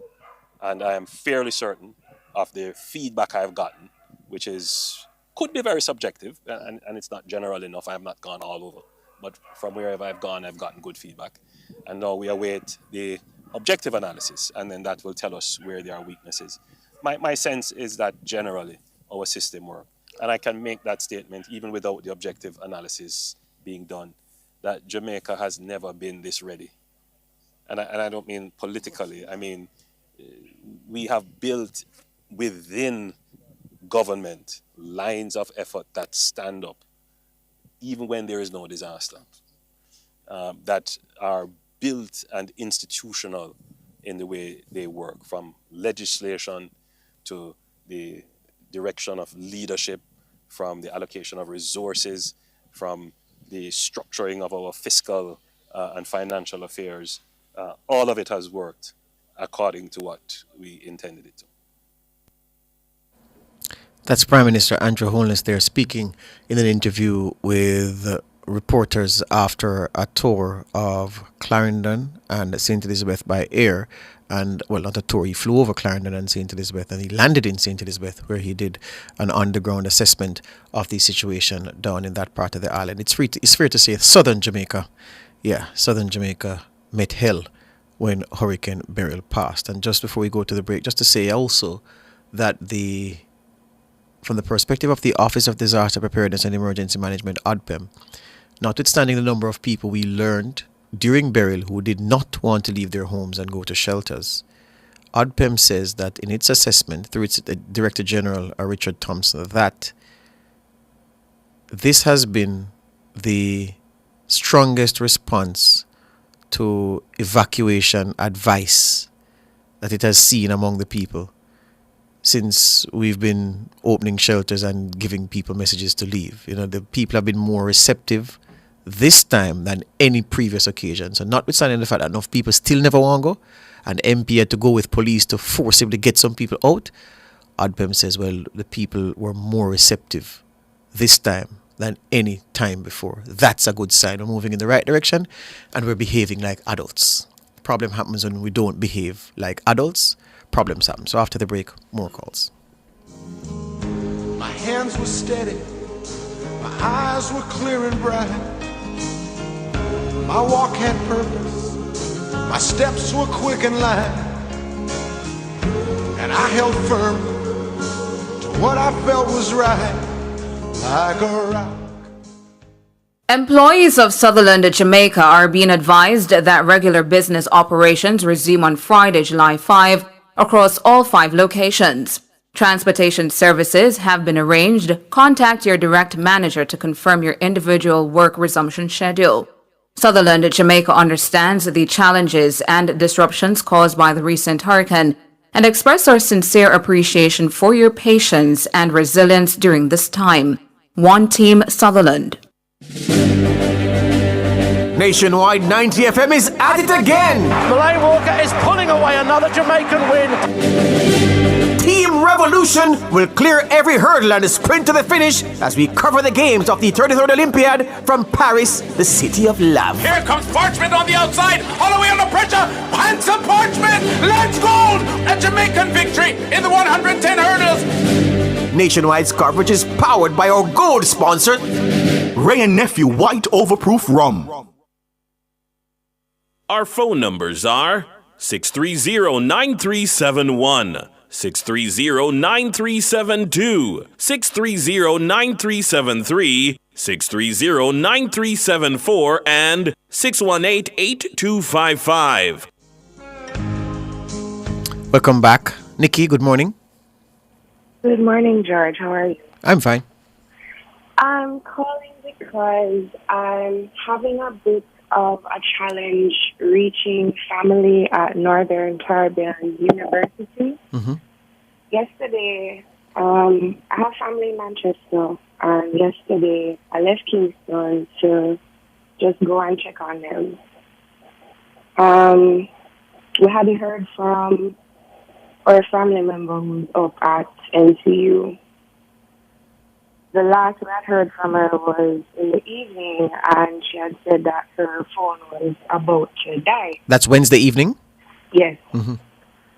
So after I checked on everyone, drove up there. The road was almost impassable, but was able to get up there. Got to the gate, and the gate was locked and chained. Mm-hmm. And there was a gentleman at the front, and I explained to him that I was checking on my family member who was on campus. He was like, I've been told not to let anybody access the campus. Mm-hmm. So I said, is there any way that you can advise as to how the people who are living on are doing right now? Mm-hmm. While I was talking to him, another lady came. She had, I think, a niece who she wanted to check on. So he turned her back, and she just accepted it. I was still questioning because I'm like, we haven't been able to hear from them. Haven't heard any advice on the news. Not seen anything on their socials. And, you just want to know that everybody is okay. Yes. I had seen quite a bit of damage around my liver when I was heading up to NCU. So, and because we haven't heard from her, we're understandably quite nervous. Yes. Most of the family is abroad. I'm one of the few persons that is here. The man went inside the guardhouse, came back, and was like, you have to come back another time. So I said, another time when? I don't know what to tell you, you just have to come back. No, this is after trying to get information, haven't been able to get any information. And I mean, for the most part, we've really been mainly listening to this station to try and find out what's happening, because we've been hearing other advices from other bodies, and normally, if there's a challenge, you would put out some kind of advice to people. Why listening don't know? Yes. Because it's understandable that, you know, cell service is down, and you may also have issues getting online to get data to check socials, but there's been absolutely nothing. Yes. And I just think it's just so unfortunate, because there are other persons who have explained to me that they had tried to go up there earlier in the morning than I did, and were met with the same very callous response when inquiring about relatives who are living on the campus. And the gate is locked and chained, as if people are, as if they're holding them prisoner. What time you went up there, Nikki? When I got there at about 11:30. Was this a uniformed guard? No, he was in an NCU T-shirt, and he looked like probably one of the ground staff. But he was just hugging the gate. Yeah. And there was no pedestrian entrance either. Yeah. So nothing was open. They just not allowing anybody. So here's And what I I'm know going to do. that has been changed. Here's what I'm going to do to help you. More than likely, you know, and this is how we pressure the guards a lot of times when they're just following instructions, you know. So he must have been told by whomever to just tell anybody who wants to come that they can't come, and, you know, he was just following those instructions. Anyway, I want to see if I can get through to Byron Buckley, the man in charge of communication at NCU, former Press Association of Jamaica president, good friend of mine. I'm going to ask Byron, hold the line. Nora will take the name of your relative, so we can call Byron and ask him if so-and-so is alive and that she should get in touch with so-and-so, okay? All right, thank you so much. All right, hold the line, Nikki. All right, so we're going to do that.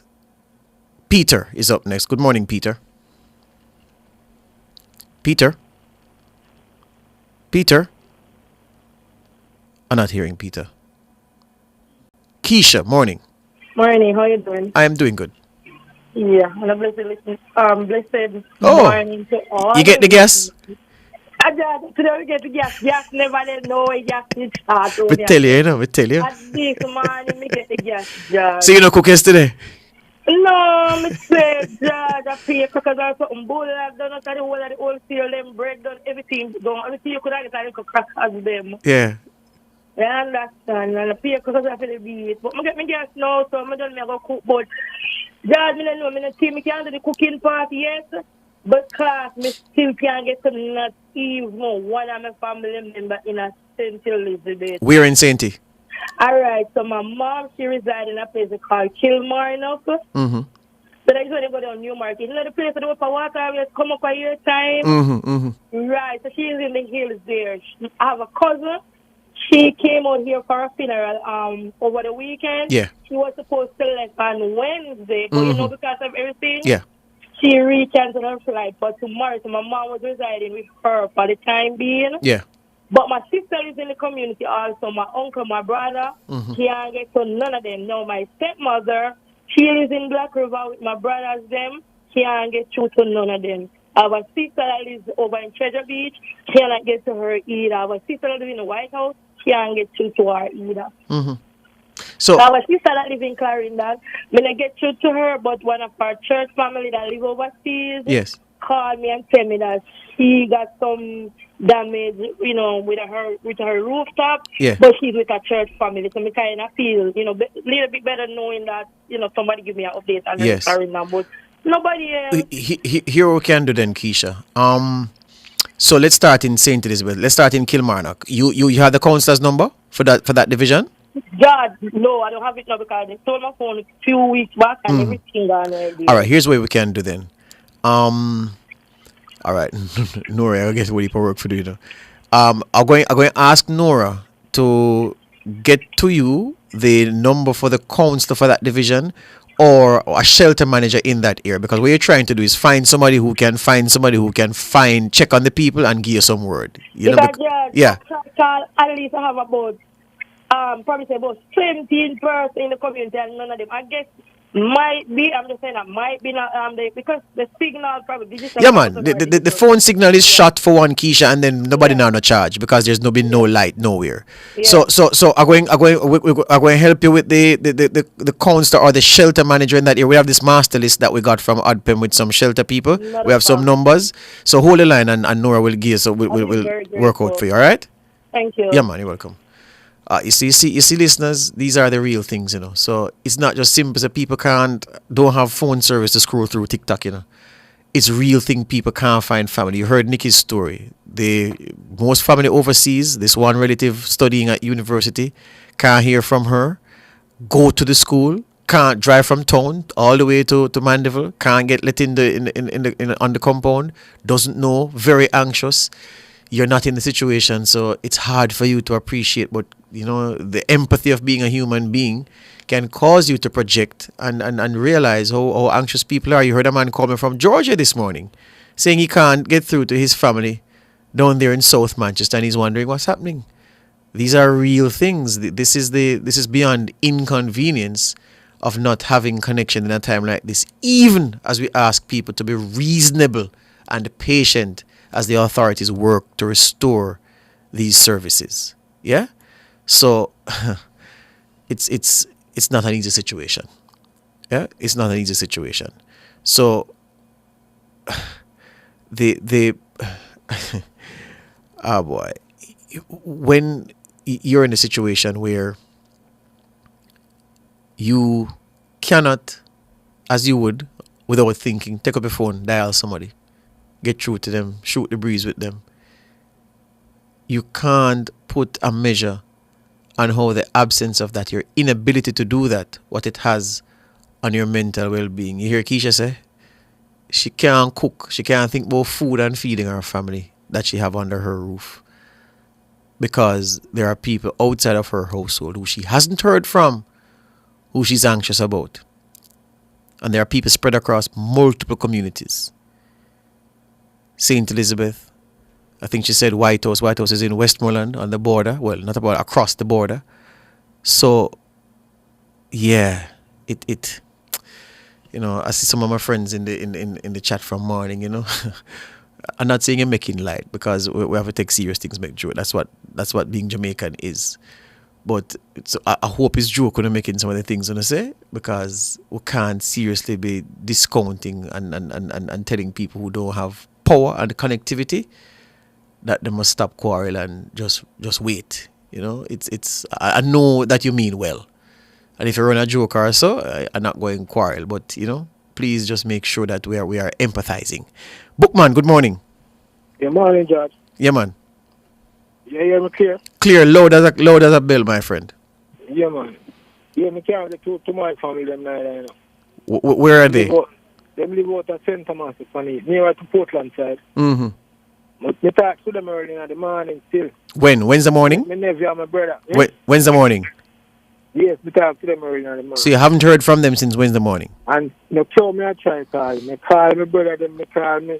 My nephew, me call me. My friend, them. Me not get nobody. So you look at this phone system down, power down, everything down. My brother called me straight from Canada. I want to find out from them. Mm-hmm. And I call them and he can't get. And in the man is worried, you know. Mm-hmm. So I'm not feeling nothing too tough up to them still. Which community they in, Bookman? In the Rolandsfield, St. Thomas. Rolandsfield. You say that's on the border of St. Thomas and Portland? Yes, man. You never go all across and you go right up on the hill. Mm-hmm. But we can drive from our community to go straight down to Portland. Mm-hmm. Or walk, because my sister them used to walk to school down in Portland. Yes. Go have to go right. All right. So you try the police station? No. Here's what you do then, Bookman. See if you can call the station and ask them if they have any reports of anything happening in the community itself. That will put your mind at ease. If you know, say, boy, everybody's all right as far as the police know. I have a bridge in a police station. See that? Yeah, man. Try, man. Try the two nearest police stations to the community and see what you can find there. So first, Police station. yeah, man. Just ask them about the community if they've heard of anything, if anybody being injured or worse there, and that will help you to feel relaxed about your family. Hopefully, as I said to you earlier, Bookman, my understanding is that the telecoms providers have said to Minister Vaz that in 48 hours, everything will be stable. Meaning services will be what they were before Beryl struck on Wednesday. So hopefully, but to ease your mind, call the police and see what. Yeah, never do that. Yeah, man. All right. All right. Oh, cool. Bookman there taking us up to the break. KT Buelo or KTB Buelo in the chat says, George, me bex with you, you know. You never read my mother's birthday. Oh my goodness, KT. I'm very sorry. Me have to go on like Glenn. You don't have to go on like Glenn. Just type it back in the chat and I'll read it for you. When we miss these things in a KTB, it's not choose to not read them. All right? Rose Chin asking, George, are there any reports of looting during the hurricane? No. And it's a point. I'm going to pick up that point when I come back. It's a good question to ask, Rose. Good question to ask. After this break. So KTB, send in your mother's birthday, man, so we can pick her up for you. My hands were steady. My eyes were clear and bright. My walk had purpose, my steps were quick and light, and I held firm to what I felt was right, like a rock, like a rock. Super healthy, super happy. SuperMed located in Kingston, St. Thomas, Portland, and St. Mary. The time by SuperMed family of pharmacies and Hughes Pharmacy is 11:01. Get ready for a show like no other. That's right.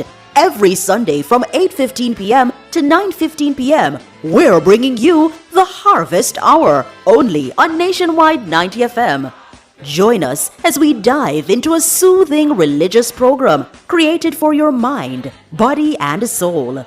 The World Harvest Mission Church, creators of the Harvest Hour, is dedicated to making your Sundays God-fearing and saintly. Get a front row seat to moving sermons and affectionate worshiping. That's the Harvest Hour, every Sunday from 8:15 p.m. to 9:15 p.m. only on Nationwide 90 FM, the new revolution in media.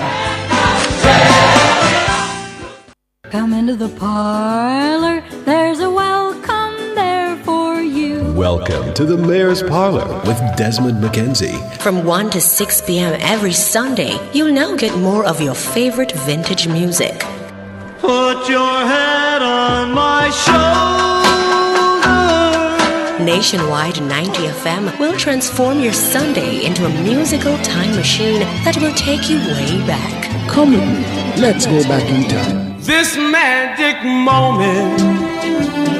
Journey into yesteryear with Desmond McKenzie in the Mayor's Parlor. I've got the music to jog your memory and make you smile. Put your sweet lips a little closer to the phone. Sit back, relax, and enjoy the best in vintage music. Come into the Mayor's Parlor every Sunday between 1 and 6 p.m. here on Nationwide 90 FM, a revolution in media.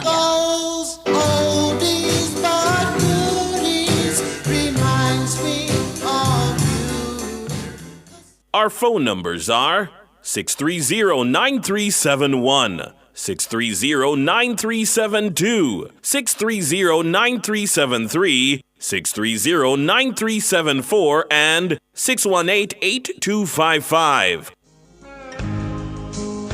Wayne Laban in the chat says the tax office in St. Anne's Bay generator now work. Monique, well, he says Montague, but I think you mean Monique, Wayne. He says Monique, the same thing. So the tax office in Monique, the generator not working. Tax office in St. Anne's Bay, the generator not work. King, he says, George, please find out what's going on. Will you tell me what's going on, Wayne? The generators now work. So Wayne, I'm putting that out in the public domain that according to what one of our YouTubers is saying, tax offices in St. Anne's Bay, Monique, being affected because the generator at those two facilities not working, so that's affecting the delivery of services. So I've put that out there so the authorities can assist with the situation. I hear that Byron Buckley is online, the Director of Corporate Communication at Northern Caribbean University. Good morning, sir. How are you doing, my brother? I'm doing better than many Jamaicans, and I'm thankful, and I'm still sympathetic to them. Same here. I still don't have my power yet, but I have everything else: water and connectivity. Yes, you're on campus? No, not there. Not there. Okay, well, tell us what's happening on campus, because a caller this morning was most Right. distressed not being able to reach a relative. Yeah, well, what happened was that there were a number of students who were in residence, They were Yes. in the halls, so they never went home. The majority of the other students that are doing summer are doing it as online. So, Yes. so we didn't have a lot of students on campus at all. So the students who were in residence along with the deans, they're safe. The campus got, well, we have a lot of verbiage, Yes. a lot of flora and fauna. So trees are down and so on. There are some minor damage to some flooding kind of damage to some of the buildings. Nothing structural at this stage. So what has happened is that the students and the deans are all in the more secured dorm. So they are fine, and they had made arrangement before for food and so on. So that's not an issue. So they are fine. There's no need for the family to be fearful.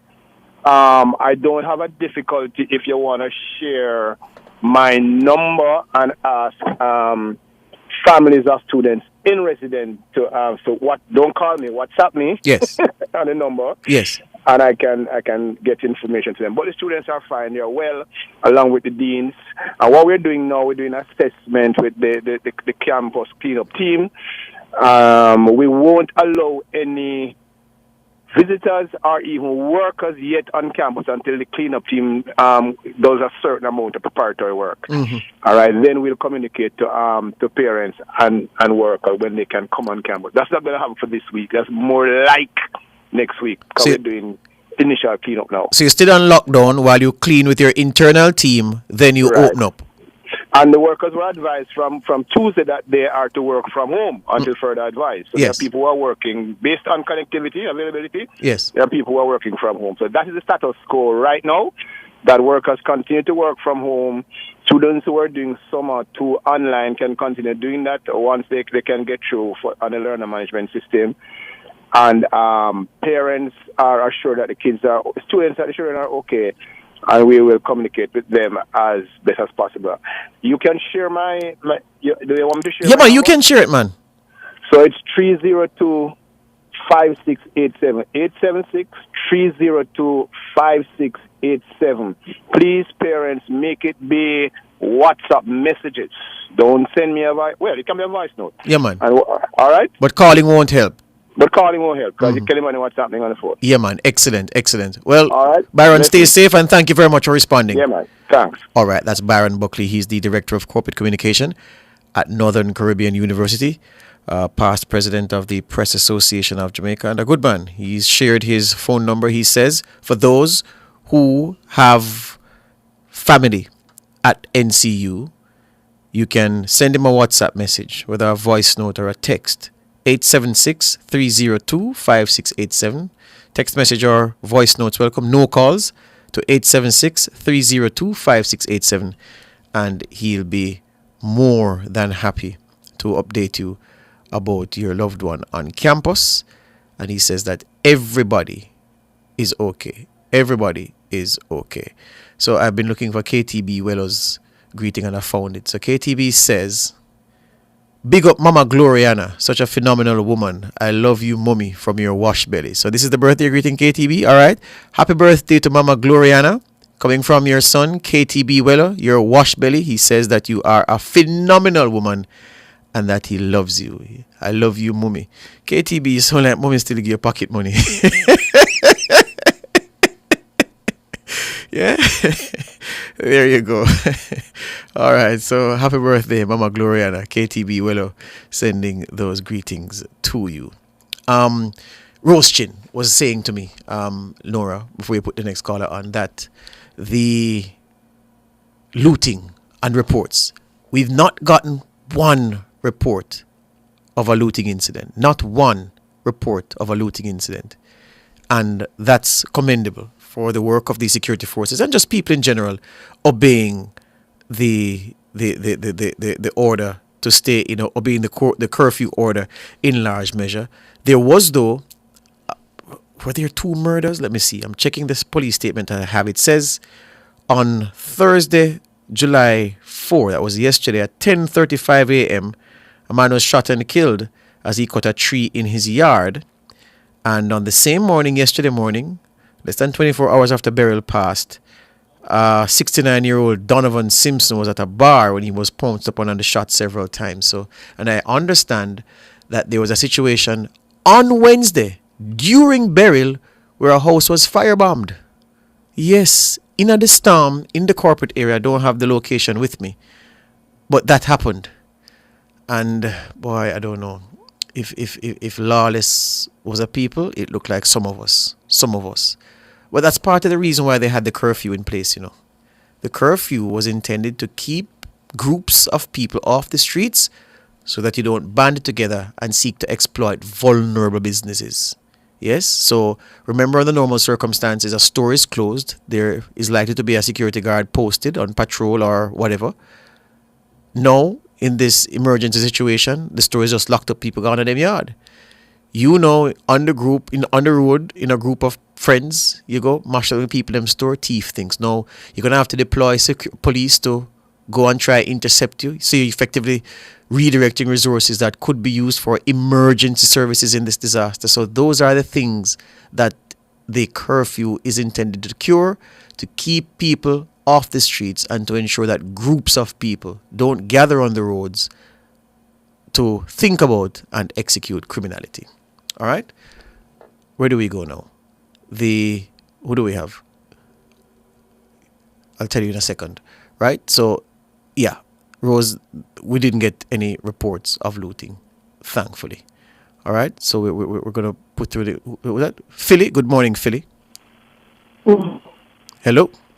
Hi, good morning. I hope you guys are okay and everything. I'm just calling about Bridgeview in Portmore, opposite to Edgewater. We don't have any light, we don't have any water. We don't have any internet, nothing at all. Everything went before the storm. Wednesday morning early? Yes. Mm-hmm. So since Wednesday morning early, no utilities in Bridgeview? No, in Bridgeview. The whole of Bridgeview based on what you know? I don't know. I'm at 297 Maho Drive. I'm on Maho Drive. Right. So you and your neighbors have the same struggles? I don't see the neighbors having anything either. Okay. So right. I just wanted to know it's not a connection on your avenue alone or so. Nothing at all. All right. So JPS did send an advisor this morning, Philly, to say that they are working to finish restoration to all customers in St. Catherine affected by today. Okay. So hopefully your time will come. I'm on. I just want to say this. I had a garbage problem already, and I called you guys. The gentleman called me, and he sent to Abby pick up the same time, and I didn't get to call. I called Nora, and I just called in. I just want to say thank you for the service you guys doing through the storm and everything, and thank you guys so much. You're welcome, Philly. You're very welcome. And Nora is hearing you. Let's talk on you guys, yeah? Yeah, man. Thank you. And look here. You see this morning? I bet on you this morning before anything. In the push-up competition? I'm sorry, them have somebody near me with some, but I would have win some money this morning. Said eat too much fried dumpling, man. Him can't beat me in no push-up competition. And him not respectful. All right. All right, Philly. Good. Yeah, man. So just to remind the listeners, the JPS says it should complete the restoration of service to customers in Kingston and St. Andrew today and also St. Catherine.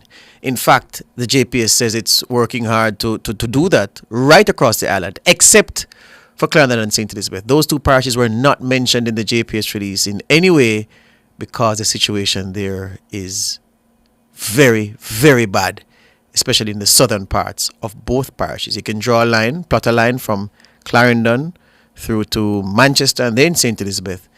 The thing is the same, the picture is the same. All right, break time, back with more after these. My hands hands were steady, my eyes were clear and bright. My walk had purpose, my steps were quick and light, and I held firm to what I felt was right, like a rock, like a rock. I was strong as I could be, like a rock. Nothing ever got to me. Feeling stuck in endless paperwork to secure a small business loan from a bank? Access Financial Services can unlock your growth with an SME loan. Borrow up to $20 million with easy requirements and fast approvals. Whether you are ready to boost productive capacity, get working capital, or acquire real estate, say goodbye to the hassle and hello to growth. Grow your business with an SME loan up to $20 million from Access Financial Services. Call 876-929-9253 or visit accessfinanceonline.com. Conditions apply. When last you get good bun, you don't know good bun until you have a mother's bakery bun. From you pull open the wrapper and it's soft so till. A sub bun for nice. And from when you take the first bite, love it so till. A sub bun for nice. Beg your piece. Get your own mother's bakery bun. I will buy one off you. Yes, but I will charge a convenience fee. I will take one. Me too. Mother's bakery buns. A sub bun for nice. Try them today. The management of the Wisynco Group Limited wishes a speedy recovery to all Jamaicans as we assess the impact of Hurricane Beryl. Their thoughts and prayers are with those seriously impacted. Wisynco team members are encouraged to communicate directly with their team leaders if they have been impacted. They are pleased to advise that their facilities were not seriously impacted and will resume operations today. Transportation has been arranged and teams should report if able according to their shift schedules. Please prioritize your safety as you navigate the roadways. We continue to monitor the evolving situation. From the Executive Management Committee of the Wisynco Group Limited. But you hear this? JPS a talk about patience. The hurricane gone already, man. But know it's frustrating, but them have to follow specific steps before them can restore power without no more problem than what the storm caused. First thing after the storm pass, them have to assess the damage to them system so the rest of the work can be done safely. Then, them fix damage to the power plant and power line them and give back power to the hospital them, police station and other essential service. Only then can JPS move to everybody else. Fine. Me can admit say that make little sense. But me don't know if me can do without TikTok for much longer. No worry about that. I have a couple sticks love for you. Make we play some domino. JPS, powering what matters. If you are 40 and over, CCRP offers a world of benefits. Access to valuable health plans from Sagicor, discounted home and auto insurance from J&GI, and discounts from over 100 retailers and service providers. Enjoy wonderful tours, social events, and much more. Visit our website, ccrponline.org for details. CCRP, life to the fullest. Our phone numbers are 630-9371, 630-9372, 630-9373, 630-9374, and 618-8255. This is a public service announcement from the JN Group. The JN Group advises that its member companies in Jamaica and the Cayman Islands have reopened for normal business today, Friday, July 5. JN is continuing to work to restore services to a few ATM or ABM affected by a shutdown by one of its data providers to protect its systems. Persons may continue to access cash and conduct transactions at most JN Bank ABM, as well as use their JN cards, including JN Money Remittance cards, at Multilink ABM and for point-of-sale purchases. Online platforms across the JN Group continue to provide convenient access and were unaffected by the hurricane. These include JN Bank Live Online Banking Platform, JNGI Online, JN FM Online, and JN Money Online. To support its members in their recovery, JN Group will shortly roll out a support program.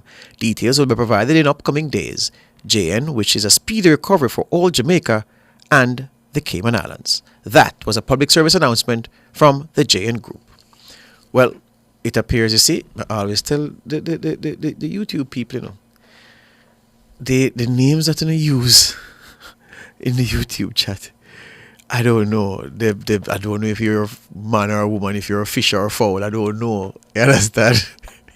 So look for me, referring to KTB Wello as a man. KTB Wello says, no, I'm very much a female. So apologies there, KTB Wello. I wouldn't know. I'm sorry. I'm sorry, but I'm sorry. But you sound like a girl who get money from her mother, see her pocket money. All right, can I switch it up? There you go.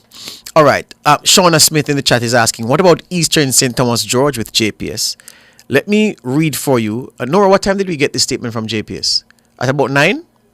Well, this morning we got a statement from JPS this morning to say that in St. Thomas, power has been restored to Morant Bay, Church Corner, sections of Retreat, White Horses, Whitehall, Pondside, sections of Yallas, Belfast, Friendship, Belvedere, Pamphret, and Princess Margaret Hospital. Those are the places in St. Thomas that have power already. In Kingston and St. Andrew, power has been restored to sections of Waltham Park, Bull Bay, Waterhouse, sections of Arnold Road, Mountain View, Port Royal, Harbour View, sections of Cherry Gardens, Barbican, Norbrook, Long Lane, Stillwell Road, Stony Hill, sections of Temple Hall, Jacks Hill, East Kings House Road, Graham Heights, Constant Spring, Havendale, Old Hope Road, Queen Hill, Duhaney Park, sections of Mona, Beverly Hills, Long Mountain, Manor Park, Waterworks, Lakehurst, Armour Heights, and Shortwood Road. Those are the places in Kingston and St. Andrew which have had power restored. St. Catherine, power has been restored to sections of Greater Portmore, Brayton, Westport, Bridgeport, Edgewater and surrounding areas, Caribbean Estates, sections of De La Vega City, sections of Spanish Town, Eltham, St. John's Road, Job Lane, Beacon Hill, St. Jago Heights, Thompson Pen, Sligoville, Waterloo District, Greendale, and Spanish Town Hospital. And in St. James, power has been restored to sections of Bogue, Queens Drive and surrounding areas, Cornwall Regional Hospital, Sangster International Airport. Those are the places that JPS said earlier, about 3 hours ago, at least 3-4 hours ago, that those places had their power restored. And it says that today, Friday, July 5, JPS will continue to work to restore service to customers in Kingston and St. Andrew, St. Catherine, St. Thomas, St. Mary, Portland, Trelawney, St. James, St. Anne, and Manchester. So that's the work program for the rest of the day for the JPS. All right, where do we go now? Let's go back. So Marva Henry says, George, what happened in Grand Cayman? Marva will tell you that in the midday news. In the midday news, we'll give you an update on what Beryl has done to Cayman Islands. Angela. Good morning, Angela. Good morning.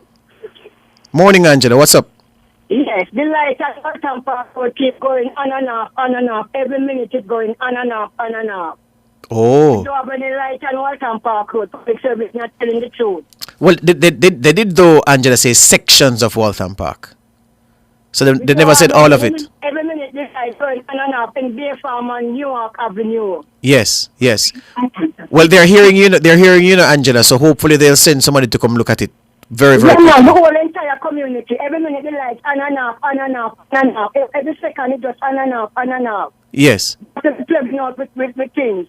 Yes, keep the fridge unplugged and the big appliances. I have it on a guard. Okay. Well, things I have to plug out. Perhaps, Angie, that's evidence that they're working on the line. So don't beat them too bad. Just make sure you don't have anything that can get damaged. All right. All right. Yeah, man. All right. Thank you. Thank you so very much. You're welcome. Angela there from Waltham Park. She says that the light is on the blink, which, yeah, it sounds as if they're working to restore full service. So it's going to be blinkish, at least for some time. So just ensure that the big appliances are not plugged in. And if you have your fridge in the fridge guard, even if you have the fridge in the fridge guard and it blinking, just unplug it and wait. All right? It's not going to be that detrimental. All right. Where was I? Right. So I was telling you about the communities that the service has been restored in from the JPS.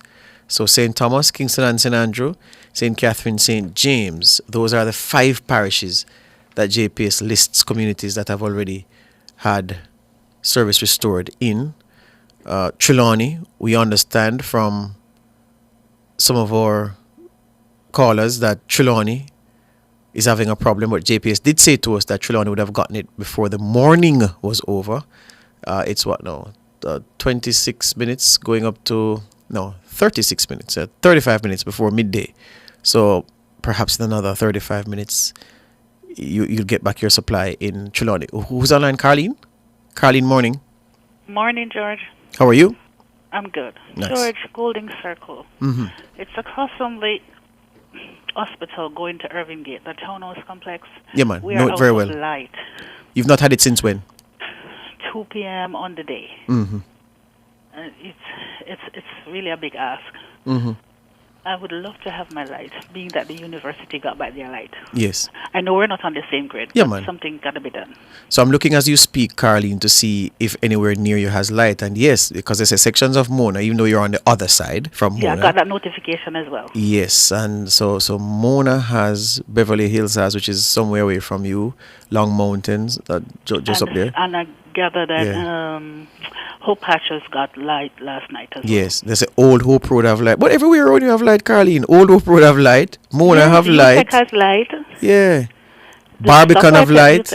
Yeah, I don't understand what's happening. I think up to between JC going down to about the Sovereign, I think they have light in that little patch. So I don't know, or you don't have none up Golding They Circle. need to deal with me quickly. Yes. You said not since 2 p.m. on Wednesday. Yes. Yeah, you have And water. we didn't have any tumultuous wind or I didn't experience. You have water. Yes, it came back last night, but not that it mattered because I had water tank. Yeah, you have your tank. And how is your phone service? Digicel is good. Digicel. Okay. Really hats off to them. We didn't lose that on my personal device. Okay. The light. Okay. Carly Yeah. need our light GPS, and yes, she's in Golding I have Circle. an 8-year-old daughter who just can't understand what I'm saying right now. Yes, She yes, refuse. yes. All right, we've put it out there, and they listen. So hopefully they'll finish the restoration to Kingston and St Andrew, and include your community in it, so you'll be fine by before the end of the day. All right. Thank you. Yeah, man. Thank You're you. welcome. Thank you. You're welcome. I see people in the chat asking about light in many areas. Listen, we know that light in the most places. Hermin says there's no light in St. Mary. Hermin, come now. The whole of St. Mary cannot not have light, Hermin. So tell me which communities in St. Mary there's a struggle. Kirkland Jackson says, George, there is no light in phase 1, Longville Park in Clarendon. Yeah? So Longville Park in Clarendon, the people are also struggling. Shanique Clinton says, hey, George, any update on cell service in South St. Elizabeth? Well, what I can tell you, Shanique, is that cell service across the island, very, very spotty at this moment. And the telecoms say they need 2 more days to stabilize the thing. Yeah? To stabilize the service. Shines Law Boss says, George, Grand Cayman is good. No damage. That's good. Gary Thompson says, George, I'm here in Cayman Islands and we are okay. Back to work. Excellent news. I have my friend Lawton Lewis over there in Cayman Islands. So I hope he is good. My friend Kimani Blackwood as well. I was going to check in on them when I finish the program, but you say you are good, so I'm assuming they are good as well. So come to Herman, tell me where in St. Mary there's no light, no man, so I can tell the people. Herman says, George, I'm kidding, they will wait. You see, you love play too much, you know. You love play too much. Donna Johnson says, George, no light in Grandstown in St. Mary. So Grandstown in St. Mary. There's no light in Petersfield, St. Mary, says Juliet Sanchez. Let me see. Where else? Let me see where. Castleton. Alison Lewis says there's no light in Castleton. So Southeast St. Mary looks to be affected. Mealy says mosquitoes eating my family in Newland, Portmore. Yeah, we know that without the fan, the mosquitoes are going to have a ball, especially with so much water around. So Mealy, they say St. Catherine is going to get restoration, full restoration soon. That several communities have already had this service restored, and they're working to turn it on back in other areas. Herman says Uptown Tappanaris. Herman, I can tell you, I don't want to call out people's addresses, but there are some people you know very well who are proper uptownists who have no light. Yeah, my friend in Waterworks, an attorney, messaged me this morning to say she got it back when 8 o'clock last night, You heard Caroline in Golding Circle, yeah, which is a proper community, yeah. Say she doesn't have light either. And you did hear me read that places like Jacksonville and so forth only got the supply turned on back very recently. Stony Hill, Stillwell Road, Norbrook, Cherry Gardens, you can't get more uptown than that. So the whole island affected, man. Yeah, it's not just some people. Not just some people. 11:30, let's take the break and come right back. My hands were steady, my eyes were clear and bright. My walk had purpose, my steps were quick and light, and I held firm to what I felt was right. Studying overseas? Contact Versan Educational Services Kingston, Montego Bay, or New York office at 876-755-2187 or read the Wednesday blog at www.versan.org for more information. The time by Versan, VES is best, is 11:30. The Jamaica Customs Agency is advising our customers and all other stakeholders that we have resumed full operations at all our air and seaports and at our head and corporate offices following the passage of Hurricane Beryl. You may therefore proceed to conduct transactions with the agency at our various locations once it is safe to do so. You may also request our contactless clearance process for clearing non-commercial shipments, as well as our mobile app, JA Customs Connect, to make payments to customs. As we recover from the effects of Hurricane Beryl, let's do so with the resilience that characterizes us as a people. Continue to follow us on social media for customs-related information. The JCA remains committed to serving you with excellence. Jamaica Customs, keeping our customers in focus.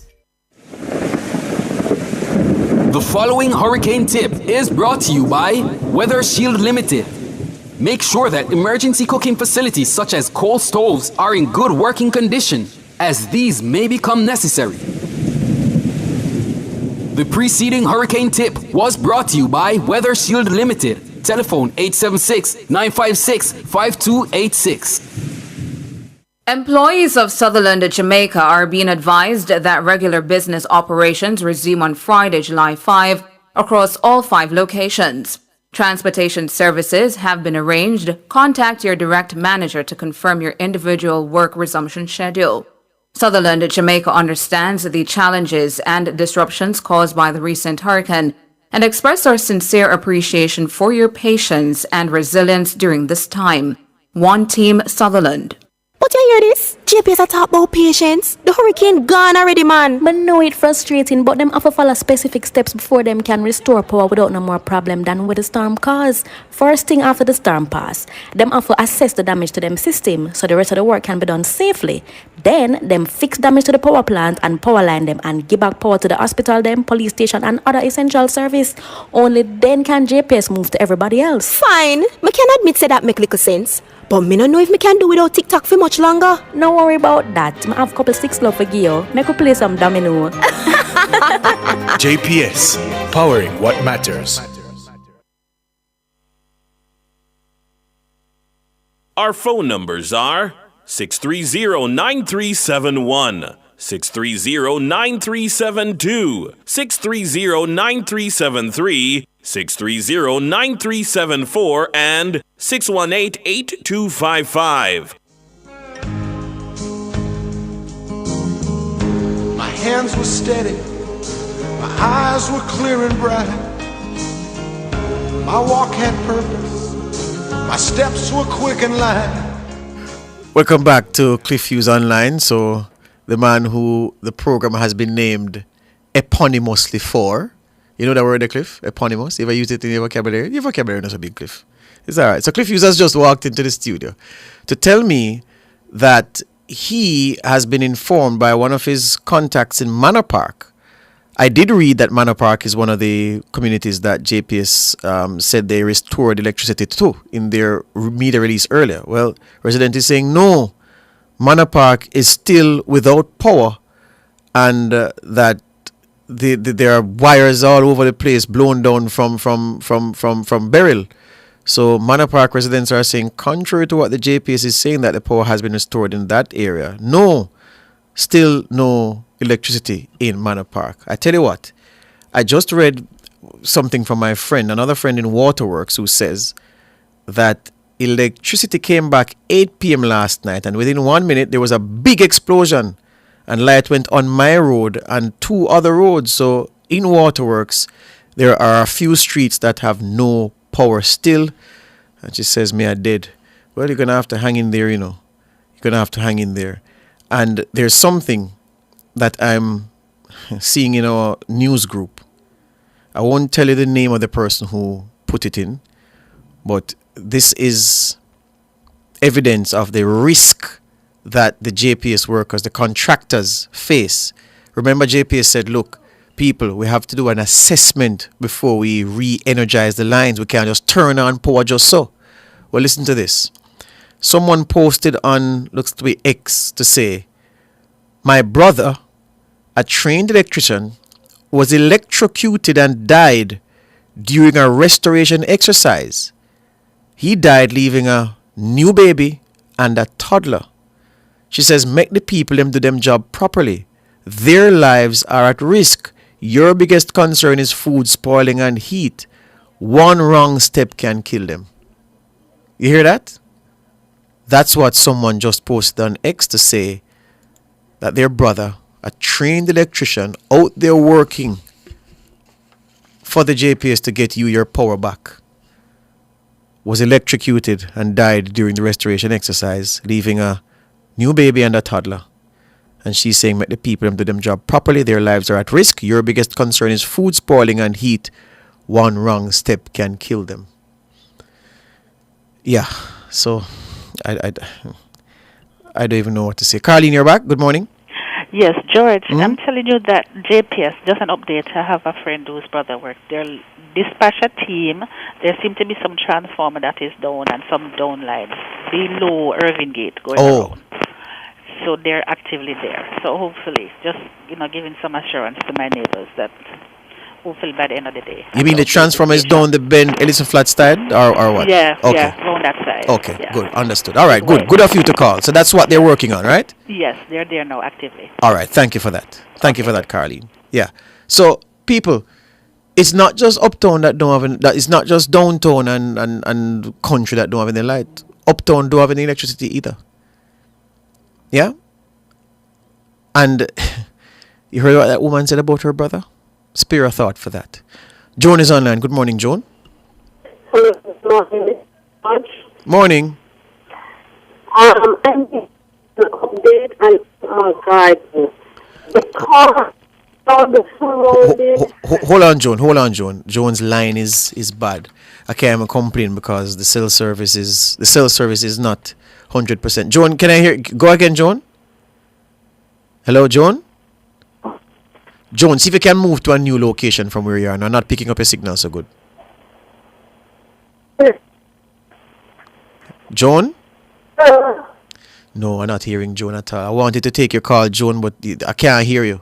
And if I can't hear, the listeners can't hear you either. George? Yep, I'm hearing you now. All right, go ahead. All right. I would like to get a date on more garden because we are not hearing anything about Homer. I would like to find out if we have any damage anywhere. We want them to see lying down. We don't have any damage, so we are not sure what is happening with Portmore Gardens. Can somebody give us an update on Portmore Garden, Newland, Westchester, please? We had a generator on the house, giving us light and charge for our phones. It just blew up a while ago. So good. I don't know. Yeah. That's the generator that we use to charge our phone and get little light in the community and all that. Just blow up. The grade is here now, trying to out it. So we need some update on Portmore Garden, Newland and Westchester. Please and thanks. All right, Joan. Thank you for putting that out there. You're welcome, Mr. George. Have Thank a you. blessed one. Miss Rowland, remember me and your friend. Please give me an update. All right. They're listening, Joan. They're listening. They're listening and taking notes. All right. And I did tell you that they said that St. Catherine should have power restored today. Today. They said that's what they're working to achieve. Okay. All right. Hopefully Portmore, Newland, and Westchester. Yeah, man. Thank you so All, much. all right, you're welcome, Joan. Bye-bye. You're welcome. Yeah, man. I can't get over that message, you know. The woman says her trained electrician brother electrocuted trying to do this dangerous work of getting power back under these circumstances. Lord have mercy. Man dies leaving 2 children. One a toddler, one a baby we just born. I'm being told by Monica Taylor in the YouTube chat that George all of Papine. So there's no light in Papine, Monica Taylor is saying.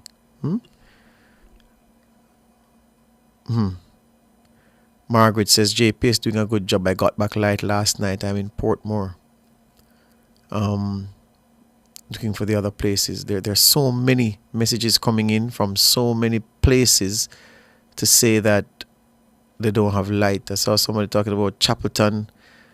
Yeah. Marlene is online. Good morning, Marlene. Marlene? Hi, George, do you mean Maureen? Oh, sorry, Maureen. Okay. It's what I was told. sorry, Maureen. Oh, no problem. Yeah, I man. wasn't sure if you were talking to me. All right, so I'm calling about water commission. Mm-hmm. As it relates to the Kitson Town area, so namely on Kitson Town Main Road, Cherry Gardens, Rosemount, the water situation even before the hurricane is really disgusting. Mm-hmm. In the days we have no water or very, very low supply, I live 2 houses away from the Kitson Town water pump. And before the hurricane, I'm assuming it's a timer on the pump. Mm-hmm. You would get water maybe up to 10:30 thereabout. After that, water is gone for the entire day. Mm-hmm. Right? And then it would come back in the following morning. Okay, fine, we get it to bathe in the morning and whatnot. But for it to go the entire day, and this is an everyday thing. Now, today would be 2 days. I understand yesterday because there was no electricity in the Kitson Town area yesterday. We got it back like most persons, 8 o'clock thereabout last night. Mm-hmm. But we need some water. My tank is running out. We need some water. I haven't seen the water commissioner. I know he came yesterday. I'm not sure what he came to do. But we need some water. But generally, the water, especially in Cherry Gardens, Rosemount, especially for those persons who live on top of the hill there, trust me, the water, it's deplorable. I'm not sure what Water Commission can do to supply us with more water. So all right. So that's the situation. So you're saying that in good times and bad, you have water issues. Right. I hear you this morning. I was going to ask you what your local political representatives have said in terms of intervention. Do you know what have they done? You laugh. See, so I'm never about to ask you the question we have a straight good MP, up. I must say, because Mr. Tufton is our MP. Yes. He's a really good MP. I won't take that from him. Yes. Right. But we just need help with water. Let me just leave it at that. Yes. You got my client last night, you said, right? Yeah, man, we did. And how's your internet up there? Let me put this.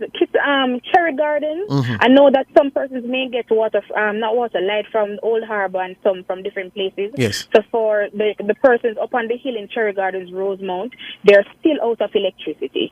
And some persons down at the bottom, at the entrance at Cherry Gardens, Rosemount, would have gotten electricity. But I guess the source as to where we're getting the light from. But so half of Cherry Gardens is with light, half is without. Okay. Hear you on that. All right, Maureen. Thank you for the update. No problem. All right. Good. So you hear that? Kitson Town, the Cherry Garden community. That Cherry Garden is on your left going to Spanish Town. Yeah, and then above Cherry Garden is Rosemount. She says that even in good times, the water problems are almost unbearable. So you can imagine now when you have disruption to pumps and everything else.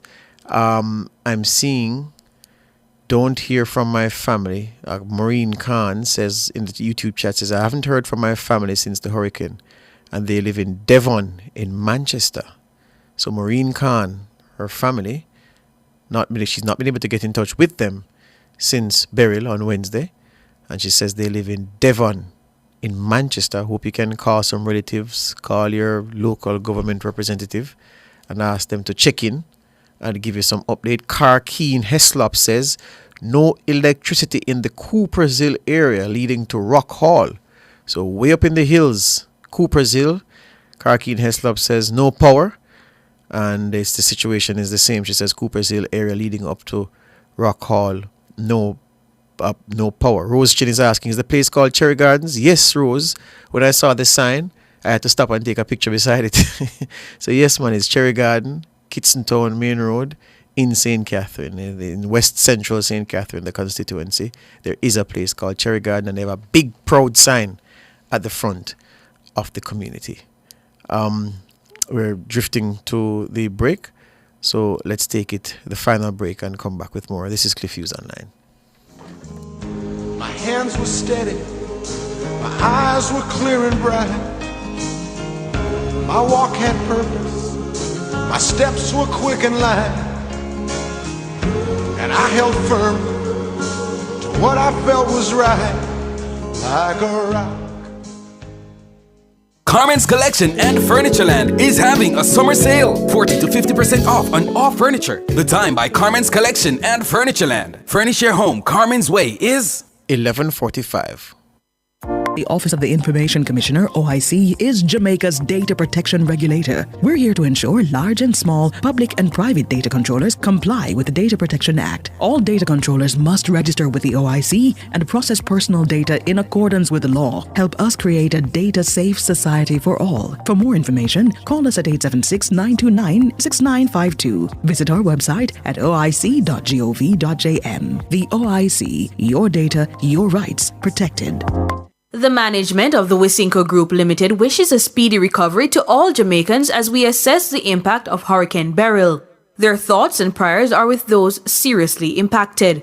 Wisynco team members are encouraged to communicate directly with their team leaders if they have been impacted.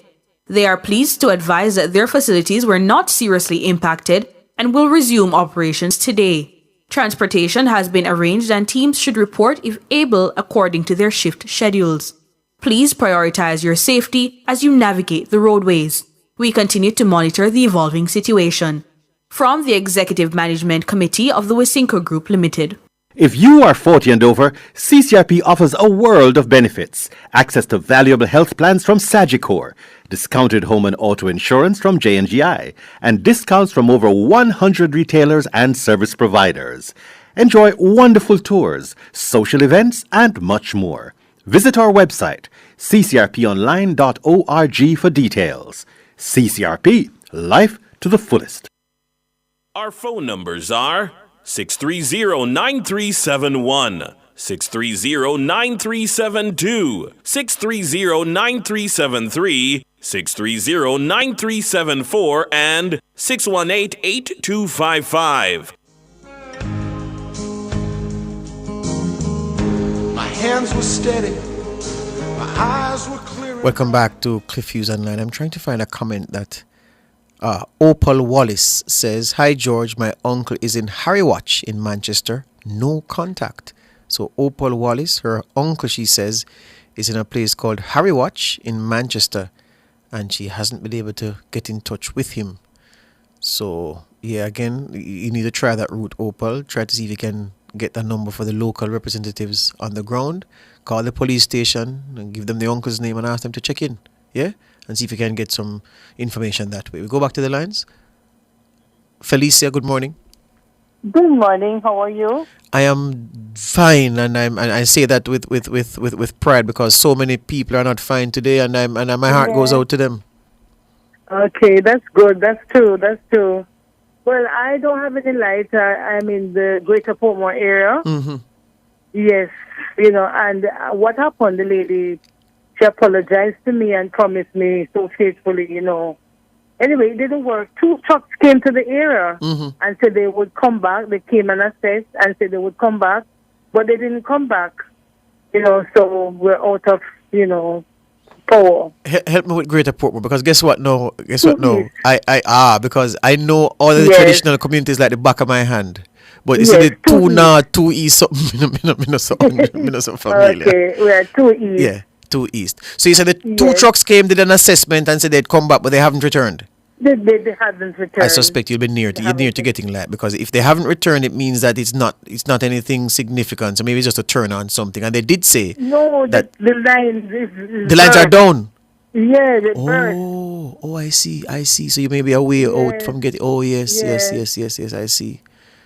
see. Yeah, and then when I heard you talk about the gentleman who died, I'm saying to myself, but JP is supposed to provide the necessary things for these workers to wear. Well, shoes. I hear you, but what I would say is this: we're not sure how. You know what I mean? So I'm just saying that I understand you and I hear what you say, but I want to get a little bit information to find out if they were using protective gear properly and all that. So I'm sure they have. These guys know the risk, and they have the gear, and they provide their own gear. They provide the gear based on the arrangement that they have with their employer. But boy, that's sad anyway you look at it.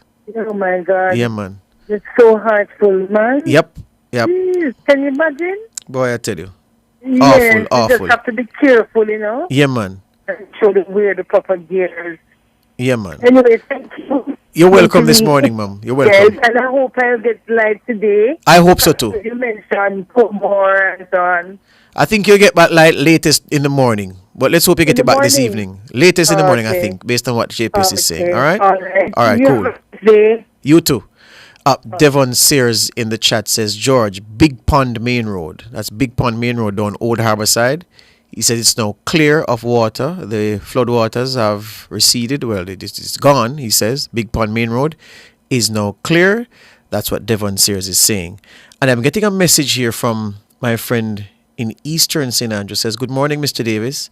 Please, I'm asking you to inform Ms. Cullum at JPS about Augustown. The community has been out of power from Wednesday.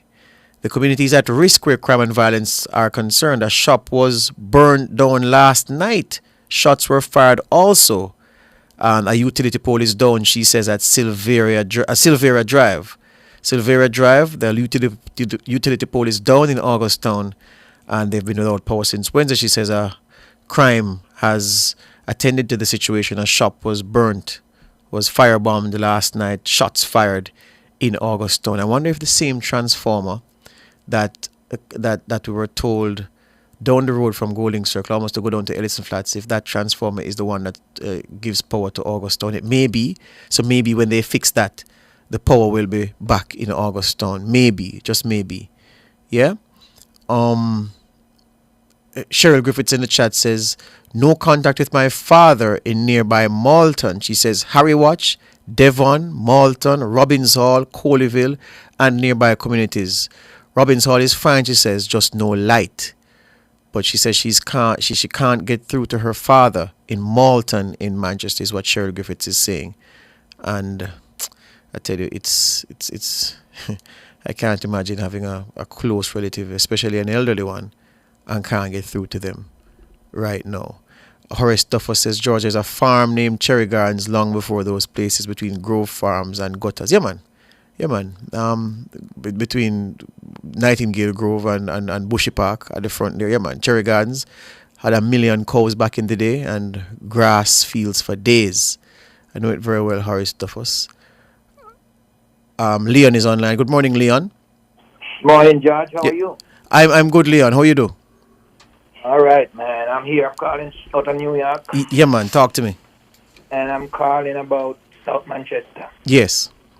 Because we're not hearing a lot from you guys about South Manchester. We tried to find the MP for you this morning, but we were unsuccessful. Can't get through to him. And you would understand that they can't get people on the phone down there.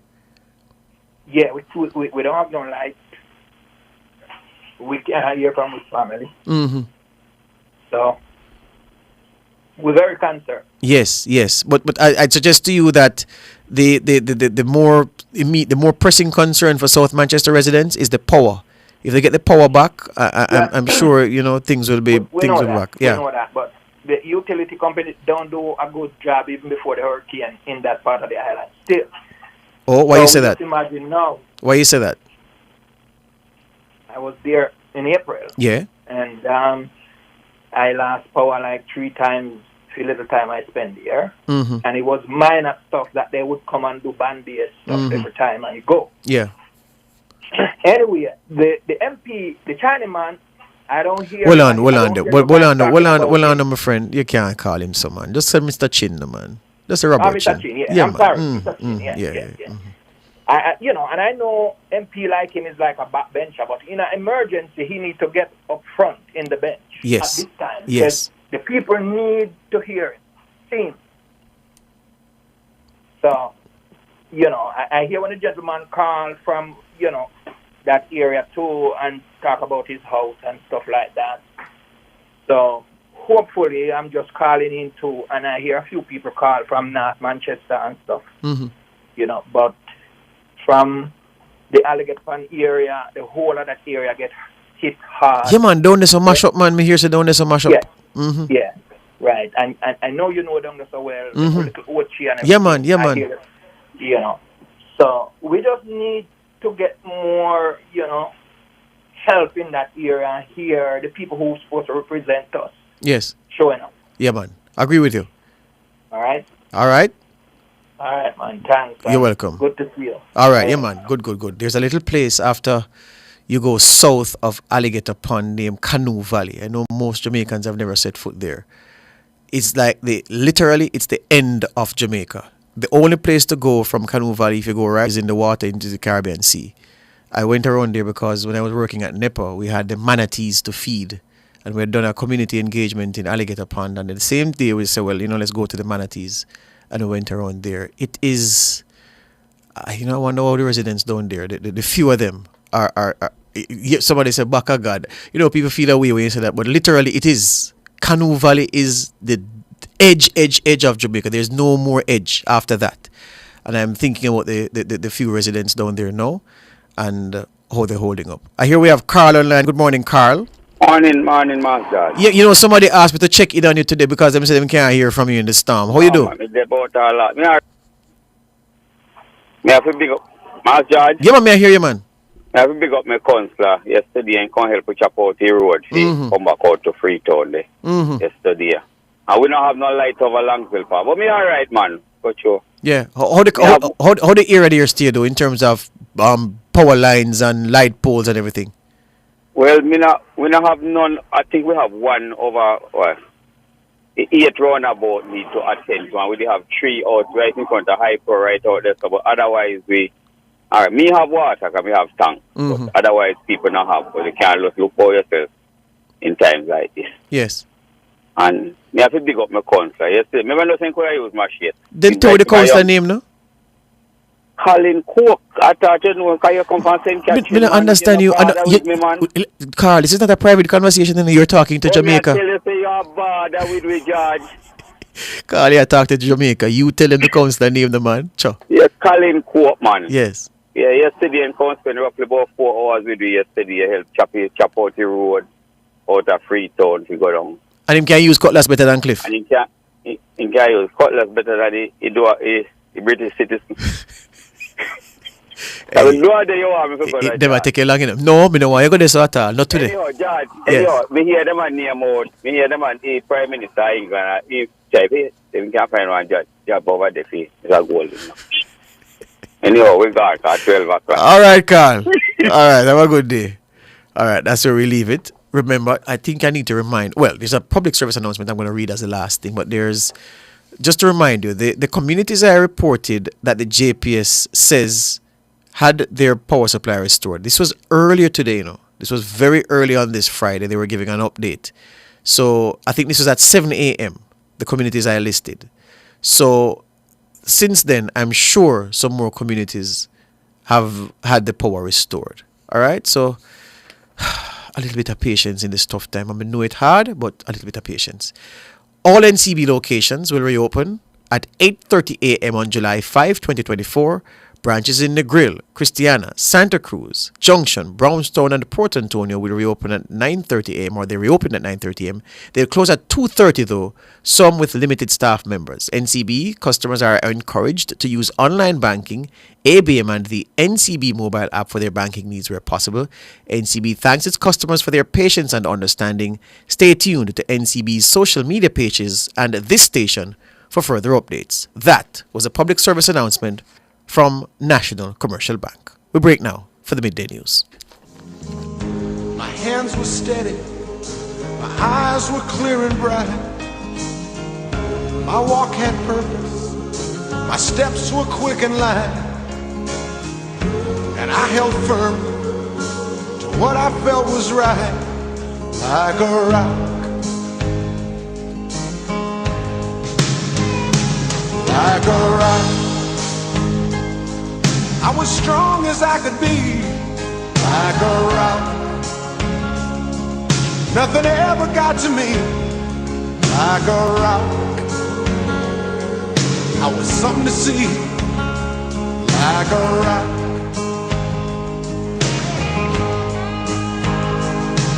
And I stood arrow straight, unencumbered by the weight of all these hustlers and their schemes. I stood proud, I stood tall.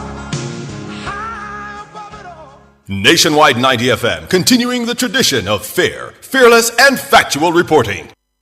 You're listening to Nationwide 90 FM. The time is 12 o'clock. It's credible and factual. The World at Noon on Nationwide 90 FM.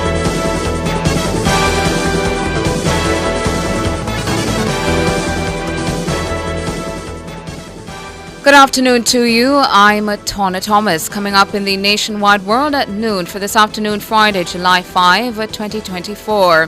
JPS says it has so far restored power to 315,000 customers who lost electricity during Hurricane Beryl. And the fire chief advises safe use of generators and candles. Southeast Clarendon MP Pernell Charles Jr. reports profound and far-reaching impacts from Hurricane Beryl. Government pledges support to families of the two people who died in Beryl's wake. In regional news, Hurricane Beryl lashes Mexican coast and near top beaches after Caribbean destruction. In international news, a Kenyan president proposes spending cuts after nationwide protests. And in sports, SVREL has rescheduled the two race meetings this weekend. The details after the break.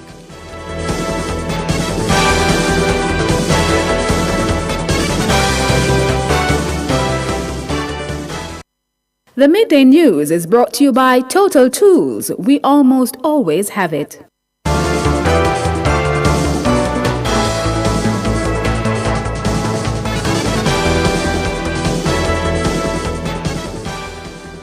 Now to the details.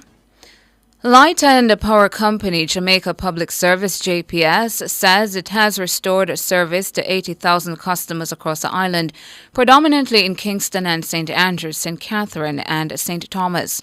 The company says the customers in Trelawney and St. James were due to be energized early Friday morning. In the wake of Hurricane Beryl, 65% of the country was without electricity. But in a statement early this morning, JPS says that figure is now down to 45%, or 315,000 fewer customers. Director of Corporate Communications at JPS, Winsome Callum, notes that the company completed the line's share of damage assessments in less than 24 hours after the passage of Hurricane Beryl. Ms. Callum says JPS teams will continue working on Friday to restore service in the rest of Kingston and St. Andrew, St. Catherine, St. Thomas, St. Mary, Portland, Trelawney, St. James, St. Anne, and Manchester.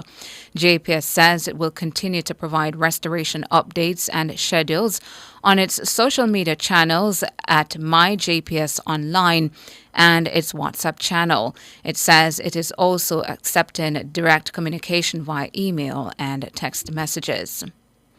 Meanwhile, Commissioner of the Jamaica Fire Brigade, Stuart Beckford, is urging Jamaicans to be extra careful when using alternate sources of energy to avoid potentially fatal impacts such as carbon monoxide poisoning. This comes as sections of the island continue to grapple with power outage due to the passage of Hurricane Beryl on Wednesday. The issue of carbon monoxide poisoning is something that we are very much mindful of, and want to remind householders to take special care when they are using their generators. One, do not keep them in enclosed area, especially in your house where you are sleeping or dining. Preferably put them outside, maybe 20-25 feet away from the building, and ensure that the exhaust system, the exhaust pipes, are not directed at the building where the fumes can get back inside the building through open windows and doors. The Ministry of Health says 3 people have suffered from carbon monoxide poisoning related to the use of generators since Beryl struck. The ministry warns against using generators indoors or in enclosed areas and says they must be kept in dry areas as water can cause damage and produce electrical hazards. Commissioner Beckford also advises Jamaicans to use candles safely to avoid fires. We have seen, even during the passage of this hurricane, we responded to a couple of fires involving the use of candles. Again, I want to remind Jamaicans that when you are using candles, make sure that you use a container, something maybe of glass nature to hold that candle, and I would encourage you also to put some water at the base of that container, so when the candle burns down, it will be extinguished by the water that is in that container. Also, we are saying keep those away from flammable materials such as curtains, tablecloth, drapes, and so on. And as I said, make sure that they're on a hard surface. We want everybody to remain safe. Stuart Beckford, Commissioner of the Jamaica Fire Brigade. MP for South East Clarendon, Pernell Charles Jr., says the damage in the parish has been profound and far-reaching in the aftermath of Hurricane Beryl. There is a trail of destruction in the wake of Beryl. I was up since 4 a.m. yesterday. But again, in Clarendon, it was so bad that we had no phone service. So even while I was there, luckily I had someone who had a Starlink, and I was able to get on to them to contact the Prime Minister for like 10 minutes. But beyond that, profound and far-reaching impact on the people in Clarendon. Going into Mitchelltown, into the area closer to the sea, you had homes completely collapsed. Several homes with no roof or partial roofing. Going down into Portland Cottage, it was even worse. Portland Cottage, you had significant amount of homes, hundreds of homes that had been damaged, either full damage of roof or partial damage, and a few who completely collapsed as well. He says that there was similar damage in Lionel Town and widespread flooding in Rocky Point, a coastal town. Mr. Charles says farmers in his constituency and across the parish have also lost crops and livestock. MP Charles says a priority now is to have electricity restored and roads cleared. I'm up and out again today, right after I finish this interview, to go back into the area just to see if we are able to get the JPS team up and moving as quickly as possible, because we had hundreds of poles down. I mean, along one of our main highways, I could count maybe 10, 20 poles down in succession. So the situation with the electricity is going to be very difficult. I know Minister Vaz is on top of it. We were in touch with him. And so we're really hoping that we can get things back up and running as soon as possible so that the supplies can get in terms of food and water and the support to help to rebuild and to recover the area. Pernell Charles Jr., MP for South East Clarendon, speaking on Nationwide this morning on Friday. Prime Minister Andrew Holness has sought to assure the country that the distribution of relief supplies to persons affected by the impacts of Hurricane Beryl will be transparent. He gave the assurance while speaking to the media on Thursday at the end of a tour of St. Elizabeth, the parish hardest hit by the Category 4 hurricane. There is a culture that is deeply embedded in some of our people where there is the expectation that public resources should just be given and there shouldn't be any system and process of accountability. Now, I understand that we are in an emergency, but an emergency does not suspend the need for accountability and transparency. So even in an emergency situation, there will be a process. And I'm saying this for the benefit of the members of Parliament, of the technical officers in the ministry, and for the beneficiaries themselves who will be eagerly awaiting the public benefit. We don't intend to be called up in Parliament by the specified authorities to say that funds were not spent in accordance with the law. Then we are accused of being corrupt, with no mention that there was an emergency. And so we don't intend to go down that road. Mr. Holness says there will be a verification mechanism in a move to ensure the government can account for the resources distributed during its relief efforts. So there will be a process for any benefit, no matter how small it is, that will be given in a relief package, which means that anyone receiving a benefit must put their signature down for it. There must be a valid ID for it or somebody to vouch for the identity of the person. So whatever the government allocates, we must be able to trace every cent to the beneficiary. It mustn't end up in anyone else's pocket who was not the intended beneficiary. Now, these things may add layers to the process and it may take time, but it is absolutely important for the stability and strengthening of our democracy and accountability that this be done. Prime Minister Andrew Holness. The government has expressed sadness at the loss of Hurricane Beryl victims Alric Moncrief and Keon Sterling and has committed support to their families. Moncrief was swept away by floodwaters while attempting to retrieve a football from a gully in Arnott Gardens, St. Andrew, on Wednesday. Ms. Sterling was killed in Hanover after being struck by a tree as it uprooted. In a statement Friday morning, the Office of the Prime Minister OPM expressed condolences to their families. The OPM says Hurricane Beryl has brought significant hardship to the nation, and any loss of life is a profound tragedy. Cabinet Minister Olivia Babsy-Grange says she has contacted the Moncrief family on behalf of Prime Minister Andrew Holness and has personally offered critical support. However, the Gender Minister says she has so far been unable to establish direct contact with Ms. Sterling's family due to connectivity challenges in Hanover. She says the government is committed to providing support to the affected families and the broader communities as the government navigates the aftermath of Hurricane Beryl. Meanwhile, a cousin of Ms. Sterling, Cleveland Thompson, says her 26-year-old relative was an ambitious woman. I go to work, Iron Park, and I go to work. And my cousin, I go there. You see, I go down there right now, I chop down trees, see me, baby. So I go around a phrase, a brave girl. Yeah. And I respect her. And I soul rest in peace. I mean, a family for life. She real, man, a young girl, but she real, man. Good girl, man. And now if you picking them, man. Work and showing loan and host a hotel, man, and work, man. Good girl, brother. Good, believe me, you see them here, man. They cry, brother. Because I was having was not shaded, brother. I wanted me, I said, brother, how she come out of her house, man? She shouldn't come out of her house, brother. I look on my tree fall down. Cleveland Thompson, cousin of Keon Sterling, speaking with Nationwide News. Ms. Sterling was killed after being struck by an uprooted tree in Green Island, Hanover, on Wednesday.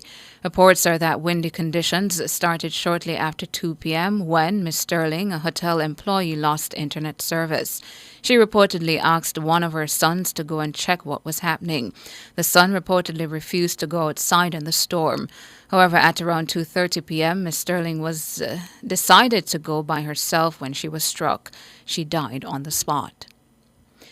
The Child Protection and Family Services Agency, CPFSA, says all children and staff at its 50 government and private residential child care facilities are safe and accounted for following the passage of Hurricane Beryl. Lord Adams Thomas is the Chief Executive Officer at the CPFSA. Our management team, as well as members from our disaster management committee, met at our emergency operations center where we monitored all the childcare facilities across the island throughout the storm. We are happy to report that all the children under our care and the dedicated staff who weathered the storm with them, they are all accounted for and are safe. Mrs. Adams Thomas says while the majority of childcare facilities across the island were impacted by the hurricane, damage is minor.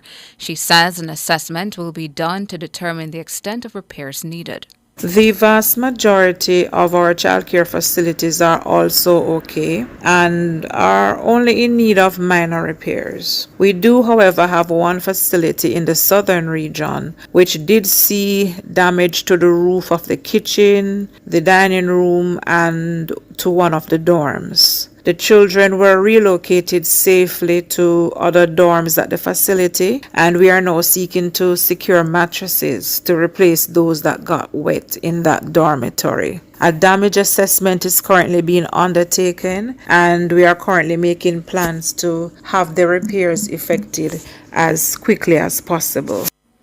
Lord Adams Thomas, the CEO at the CPFSA.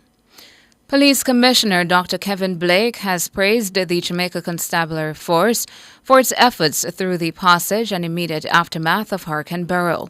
Hurricane Beryl was a Category 4 hurricane, a very early one in a very promising busy hurricane season, and we have, I think, quite well stood up and rise to the occasion.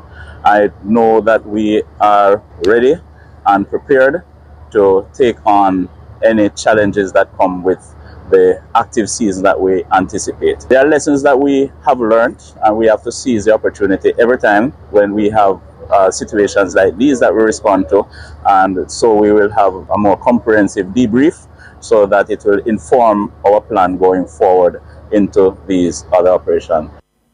And Dr. Blake also thanked Jamaicans for cooperating with law enforcement officers throughout the natural disaster.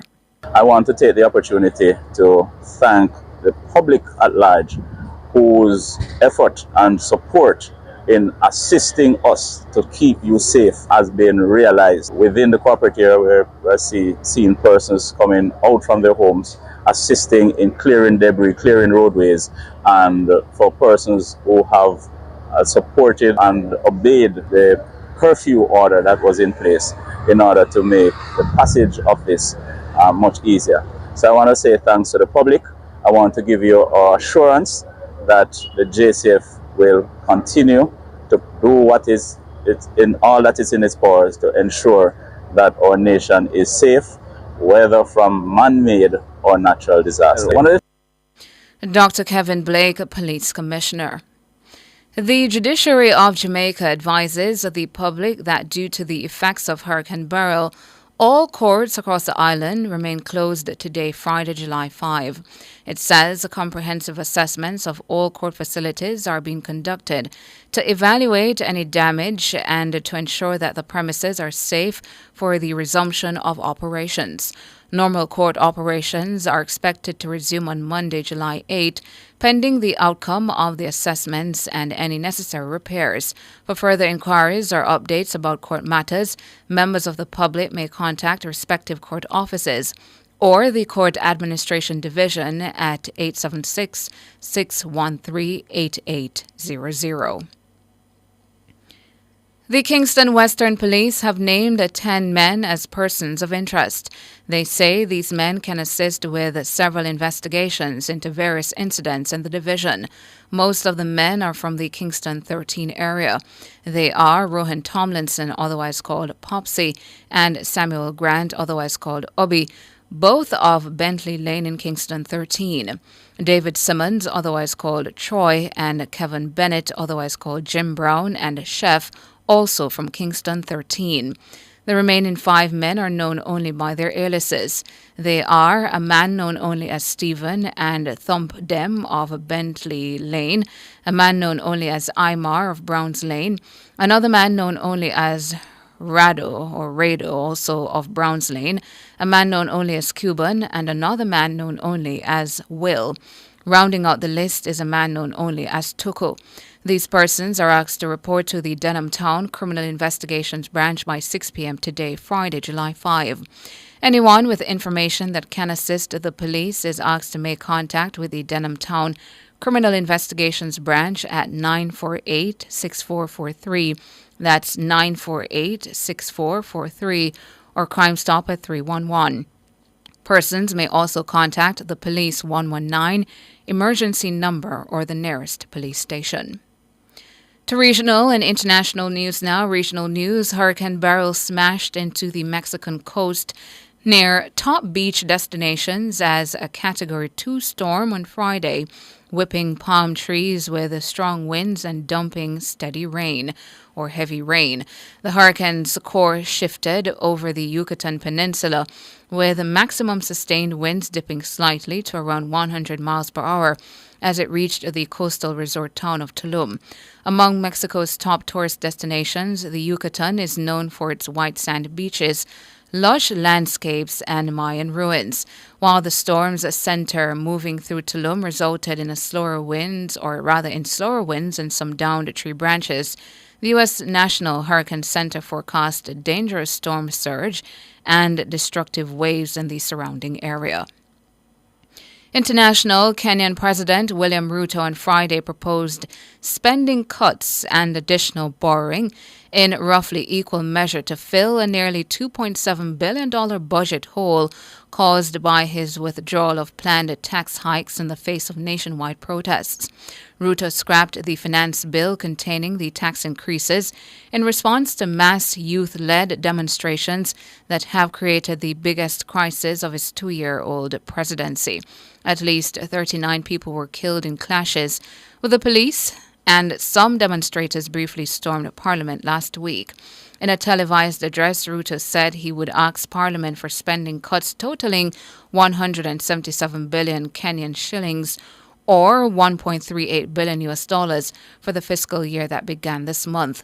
Austerity measures will include the dissolution of 47 state corporations, a 50% reduction in the number of government advisors, the suspension of non-essential travel by public office bearers, and the removal of budget lines for the president and deputy president's spouses.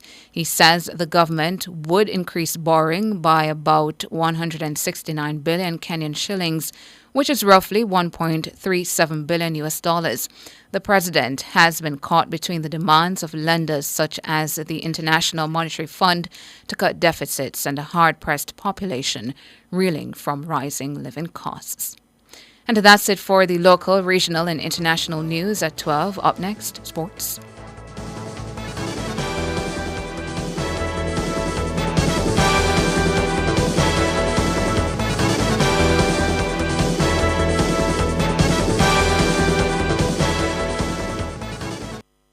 The Midday News was brought to you by Total Tools. We almost always have it. Need to make a change to your title or need a title? Geoland Title Limited. They do lost title application, add and remove names from titles, wills, estates. First-time registration land surveys also included. Affordable rates and flexible payment options. NLA adjudication and land titling waivers also available. They have 8 locations island-wide. Call 876-754-6436 or visit their website at geolandonline.com. Geoland Title Limited. Secure your land, secure your title.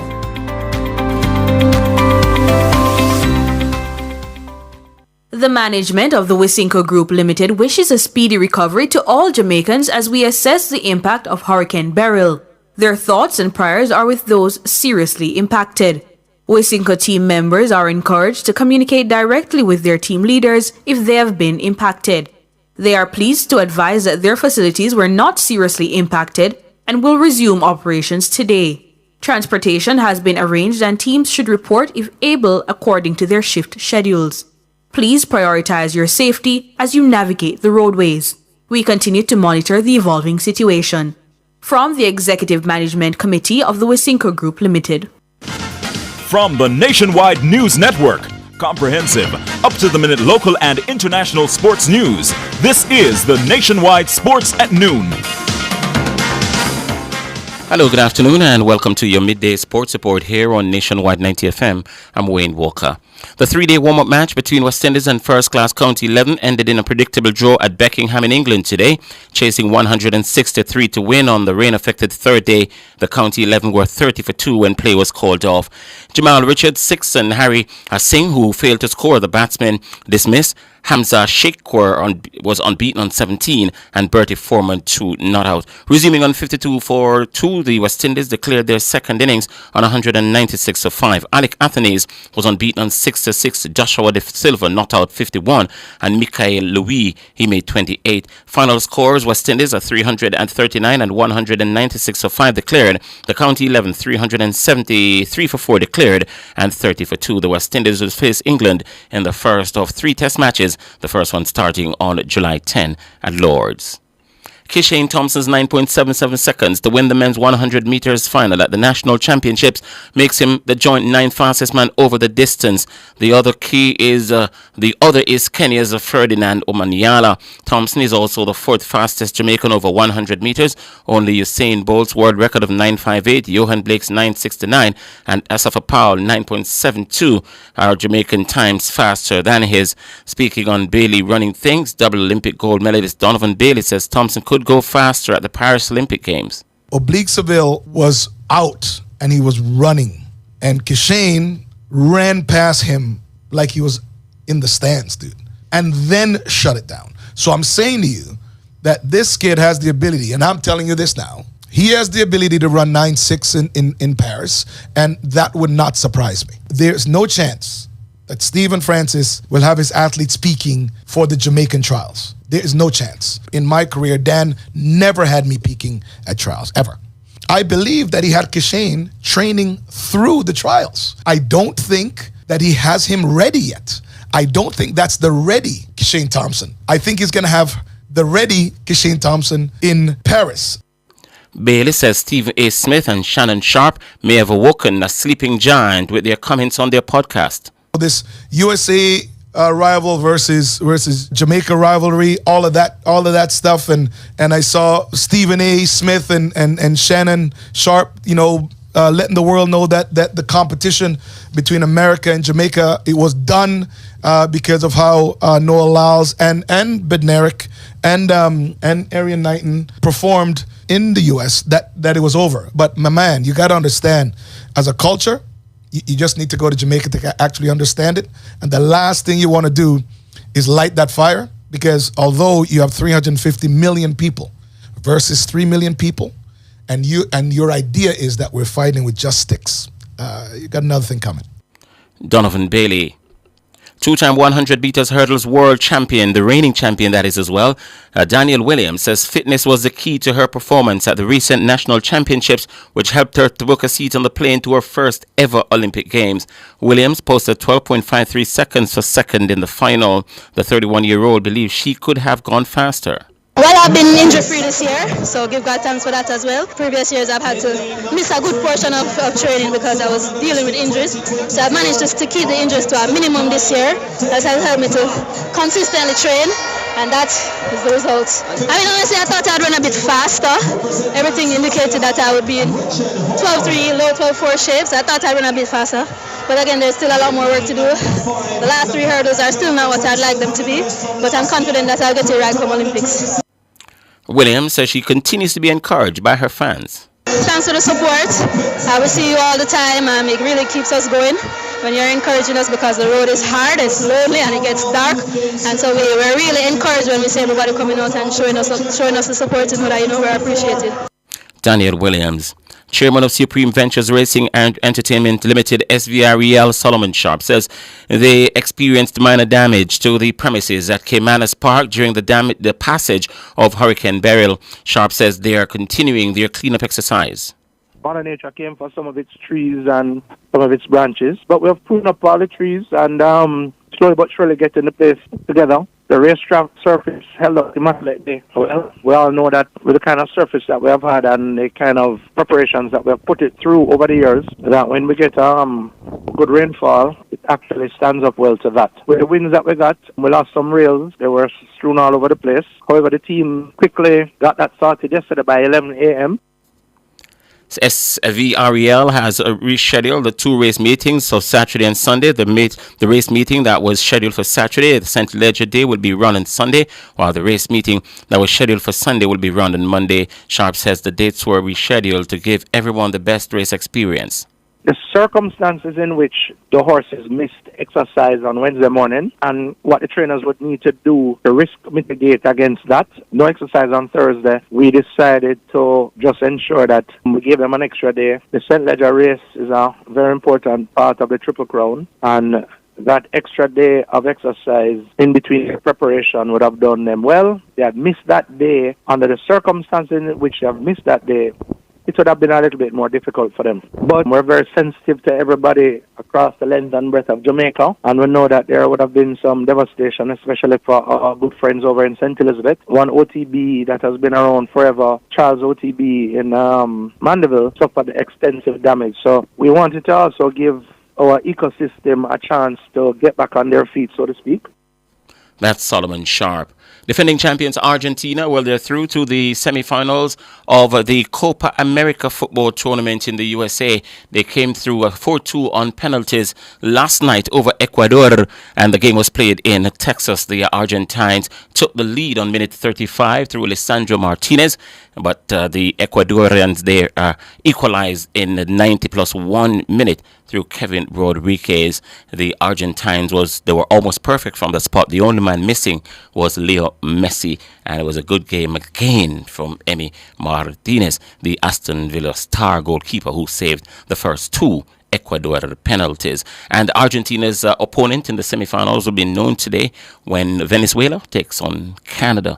That game will be played in Houston, and it kicks off at 8 o'clock tonight, Jamaica time. Jude Bellingham is free to play in England's Euro 2024 quarter-final against Switzerland on Saturday after being given a one-match suspended ban and fined for a gesture he made in the last 16 victory over Slovakia. The 21-year-old's ban is suspended for a year, and he has also been fined 30,000 euros. The midfielder's crotch-grabbing gesture towards the Slovakian bench after scoring a late equalizer in the 2-1 victory was investigated by UEFA. Bellingham, who has made the gesture while playing for his club side Real Madrid, denied that it was aimed at England's opponents. Responding to the incident on social media, Bellingham said, quote, an inside joke gesture towards some close friends who were at the game, adding that he had nothing but respect for how Slovakia played. Meanwhile, Turkey defender Meri Demiral has been given a 2-match ban for making an ultra-nationalist salute during his country's Euro 2024 win against Austria. Demiral scored both Turkey's goals as they beat Austria 2-1 to earn a quarter-final spot against the Netherlands tomorrow. The Al Ahly defender celebrated his second goal with a wolf salute, a gesture associated with the far-right extremist group Grey Wolves that's linked with Turkey's ruling coalition party, the National Movement Party. Demiral said the salute, which is banned in Austria and France, was pre-planned in case he scored in the last 16 tie. He was charged by UEFA, Europe's football governing body, for failing to comply with general principles of conduct, for violating the basic rules of decent conduct, for using sports events for manifestations of a non-sporting nature, and for bringing the sport of football into disrepute. And you know what? The Euros continue today. In fact, a super sumptuous clash is taking place right now in Stuttgart. It's between two of the heavy hitters of global football. Spain, the leading by 1-0 the last time we saw against Germany, the host. And so it's the first quarterfinal. So Spain won and Germany nil. I think it's Almo who got the goal for Spain. He came on for Gavi, who was injured early in the piece by one of the German players. Now, the St. James Sharps and St. Catherine Racers will lock horns in the second match of a doubleheader in the Red Stripe Flavors Netball Jamaica Elite League at the Stadium Courts this evening at 7:30. In a previous game, the Sharps defeated St. Andrew Shiners 38-28, and coach of the Sharps, Marvin Anderson, was displeased with that performance. It was good in parts. The fact that the points for this game didn't matter. We were looking at fixing some things that were not going right for us. For the most part, we were able to do that. I would have liked for us to do some things better, but that's how the game goes sometimes. Marvin Anderson in the first game at 6 p.m. Defending champions Manchester Spurs will take on St. Anne Orchids. And it's now time for the Nationwide Olympic Fact. It's sponsored by Juicy Patties. This is Nationwide's Olympic Facts, brought to you by Juicy Patties, serious Jamaican food. Did you know that Jamaican athletes competed as part of a unified Caribbean team at one Olympic Games? Yes, that's a fact. Jamaica's athletes competed as part of the West Indies Federation team at the 1960 Olympics in Rome. That was Nationwide's Olympic Facts, brought to you by Juicy Patties, serious Jamaican food. Just to repeat for those who are asking for the update on the game between Spain and Germany. Kurt Buchanan, did you get that? Spain leading by 1-0. They've not been beaten at the international level in over a year. Doesn't seem as if they're going to be.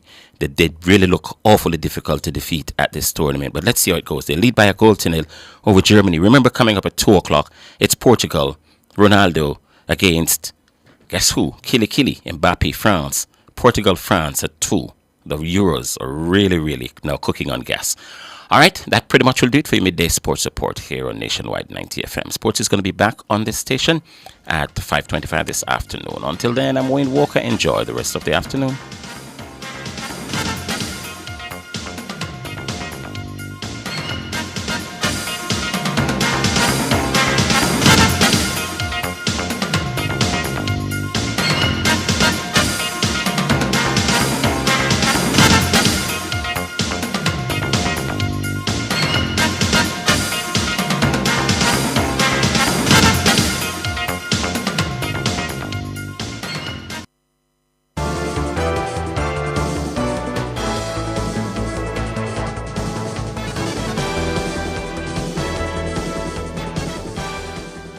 To recap our top stories making the nationwide world at noon, JPS says it has so far restored power to 315,000 customers who lost electricity during Hurricane Beryl.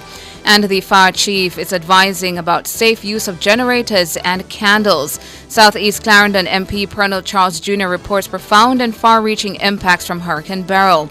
Government pledges support to families of the two people who died in Beryl's wake. I'm Tawna Thomas. You can find the news on our website at nationwideradiojm.com and on the Nationwide app, available on Google Play and the App Store. Major news next at 5.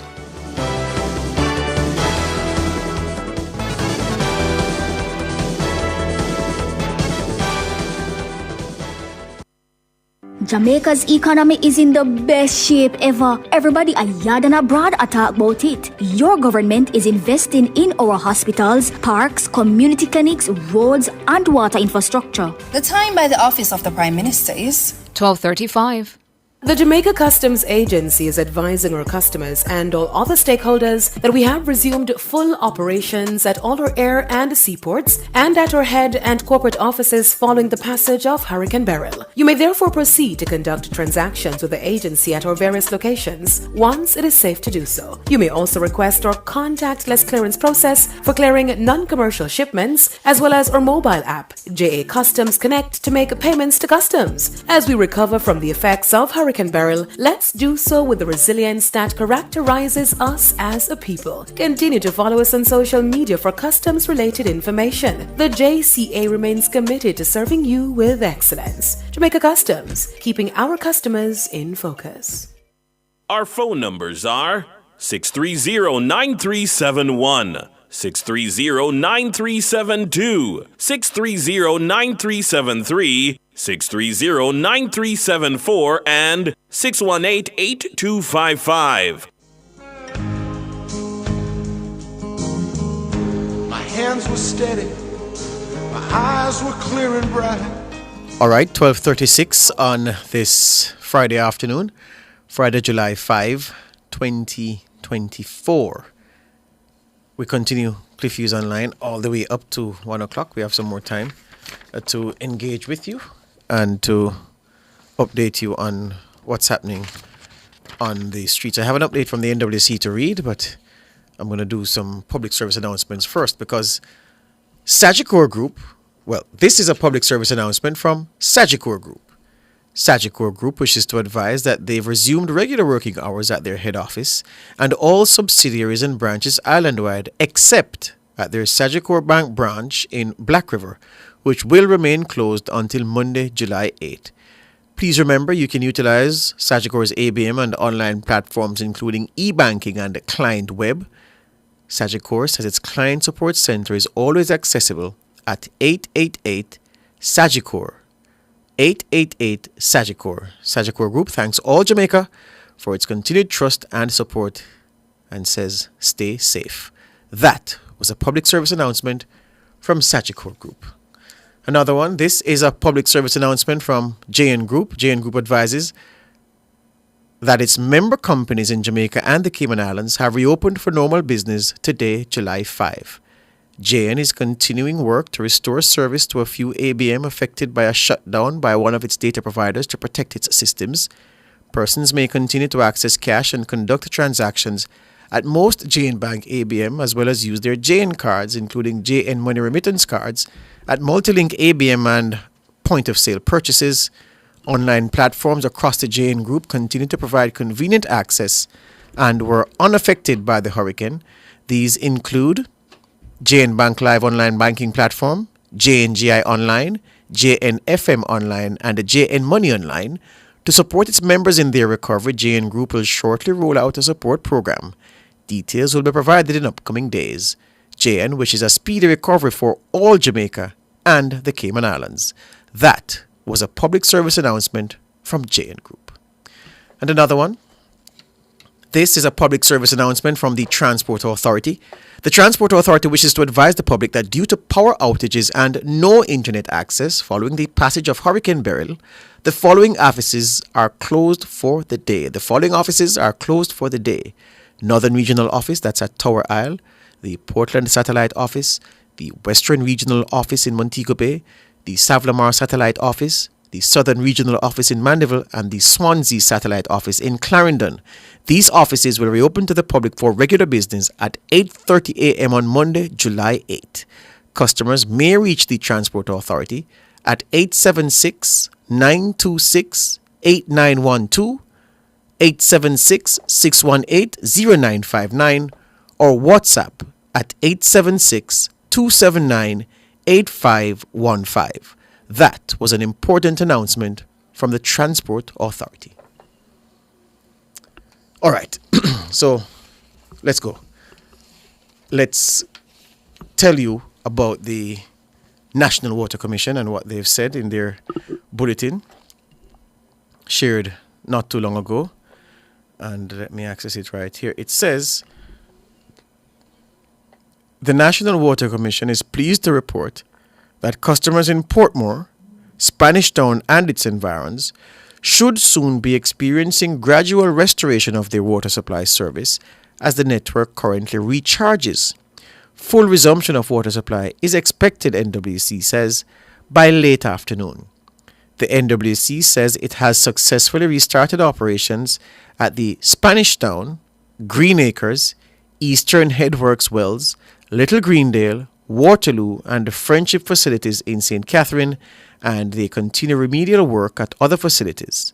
Service areas for water supply restoration are Portmore, Spanish Town, Westmore, Hampton Green, Lakemore Gardens, Newton Avenue, Nugent Street, McCoy's Land, Mayfair Mews, Brunswick Avenue, Job Lane, Whitewater Meadows, Heartlands, McCook's Pen, Liber Gardens, Sydenham Gardens, Wedgwood Gardens, Willowdean, Hopedale, Old Harbour Main Road, Horizon Park, Sydenham Villas, Cromarty Grove, Valdez Road, Homestead, Lucky Glades, Cross Road, Phoenix, Innswood Garden, Seville No. 2, Salt Pond, Dunbeholden, sections of St. John's Road, Seville Meadows Phase 3, Ebony Vale, Fairview, Green Acres, Little Green Acres, sections of Lauriston, Richard Hall, Waterloo, Waterloo Heights, Mount Dawson, Mount Moreland, and Montague Heights.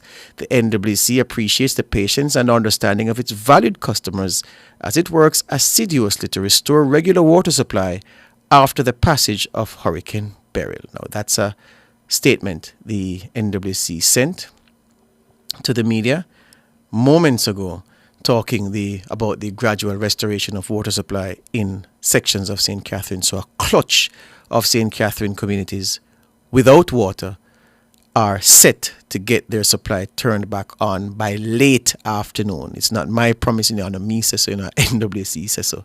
That's what they've said. All those communities I went through, NWC says, are set to get water back by late on Friday. All right? All right, good. Let's take a break and come back. My hands were steady, my eyes were clear and bright. My walk had purpose, my steps were quick and light. And I held firm to what I felt was right, like a rock, like a rock. Recycling partners of Jamaica, yeah, we got to make a change. and we have to do it now, can't wait for later.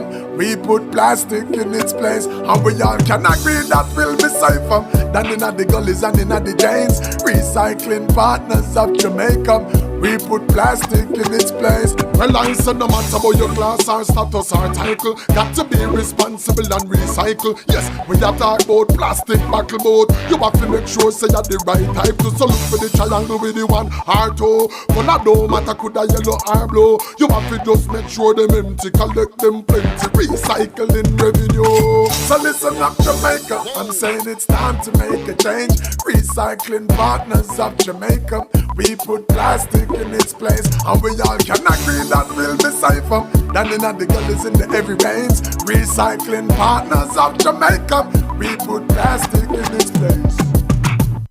The Jamaica Customs Agency is advising our customers and all other stakeholders that we have resumed full operations at all our air and seaports and at our head and corporate offices following the passage of Hurricane Beryl. You may therefore proceed to conduct transactions with the agency at our various locations once it is safe to do so. You may also request our contactless clearance process for clearing non-commercial shipments, as well as our mobile app, JA Customs Connect, to make payments to customs. As we recover from the effects of Hurricane Beryl, let's do so with the resilience that characterizes us as a people. Continue to follow us on social media for customs-related information. The JCA remains committed to serving you with excellence. Jamaica Customs, keeping our customers in focus. But you hear this? JPS a talk about patience. The hurricane gone already, man. But know it frustrating, but them have to follow specific steps before them can restore power without no more problem than with the storm cause. First thing after the storm pass, them have to assess the damage to them system so the rest of the work can be done safely. Then them fix damage to the power plant and power line them and give back power to the hospital them, police station and other essential service. Only then can JPS move to everybody else. Fine, me can admit say that make little sense. But me no know if me can do without TikTok for much longer. No worry about that. I have a couple sticks love for you. Make we play some domino. JPS, powering what matters. The management of the Wisinko Group Limited wishes a speedy recovery to all Jamaicans as we assess the impact of Hurricane Beryl. Their thoughts and prayers are with those seriously impacted. Wisinko team members are encouraged to communicate directly with their team leaders if they have been impacted. They are pleased to advise that their facilities were not seriously impacted and will resume operations today. Transportation has been arranged and teams should report if able according to their shift schedules. Please prioritize your safety as you navigate the roadways. We continue to monitor the evolving situation. From the Executive Management Committee of the Wisinko Group Limited. Our phone numbers are 630-9371, 630-9372, 630-9373, 630-9374, and 618-8255.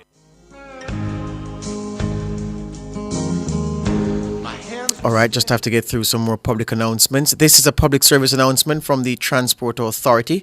The Transport Authority wishes to advise the public that due to power outages and no internet access following the passage of Hurricane Beryl, the following offices are closed for the day: Northern Regional Office at Tower Isle, the Portland Satellite Office, Western Regional Office in Montego Bay, the Savlamar Satellite Office, the Southern Regional Office in Mandeville, the Swansea Satellite Office in Clarendon. These offices will reopen to the public for regular business at 8:30 a.m. on Monday, July 8. Customers may reach the Transport Authority at 876-926-8912, 876-618-0959, or by WhatsApp at 876-279-8515. This is a public service announcement from NCB. All NCB locations reopened at 8:30 on Friday, July 5. Branches in Negril, Christiana, Santa Cruz, Junction, Brownstown, and Port Antonio will close at 2:30 p.m., some with limited staff members. Customers are encouraged to use online banking, ABM, and the NCB mobile app for their banking needs where possible. NCB thanks you for your patience and understanding. Stay tuned to NCB's social media pages and this station for further updates. And This is a public service announcement from the Sagicor Group. Sagicor Group wishes to advise that they've resumed regular working hours at their head office and all subsidiaries and branches island-wide except at the Sagicor Bank branch in Black River, which will remain closed until Monday, July 8th. Please remember you can utilize Sagicor's ABM and online platforms including e-banking and client web. Sagicor's Client Support Center is always accessible at 888 Sagicor. Sagicor Group thanks all Jamaicans for their continued trust and support, and Sagicor Group says stay safe. That was a public service announcement from Sagicor Group. Calvin is online. Good morning, Calvin. Good morning. Are you hearing me? I'm hearing you loud and clear, sir. Okay. I heard on another station that the light was restored to Hope Flat and Papine. But that's not true. I mean, we are still out of light in Hope Flat and Kentire. Mhm. We haven't received any restoration of power yet.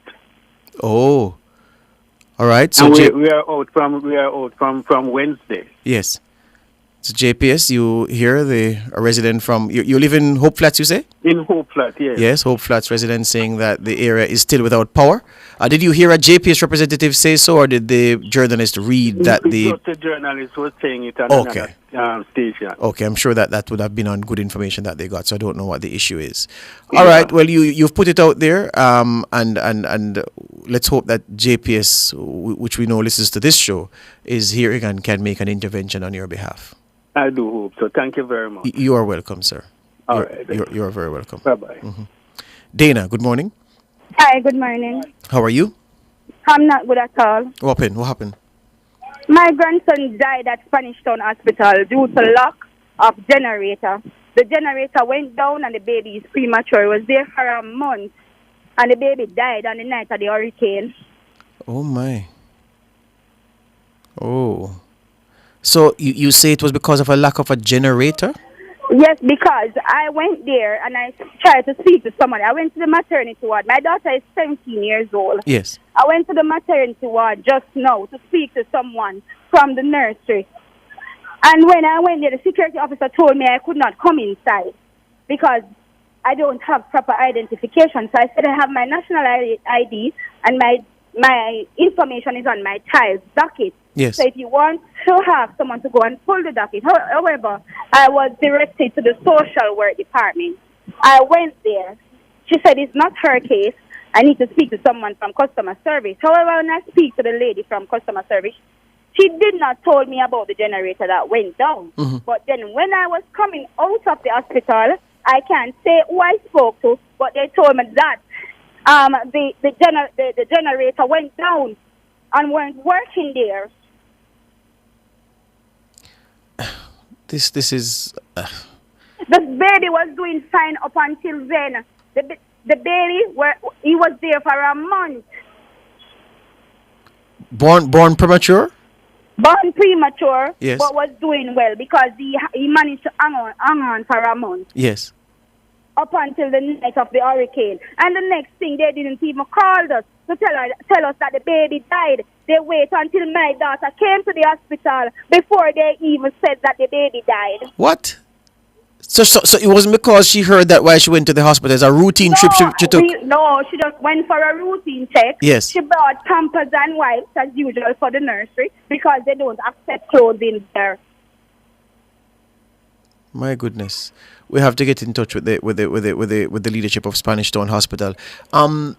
Can we take your information off air, miss, so that we can do some follow up checks? Because I need answers for my grandson and I need it right. Hold the line, and Nora will take your information.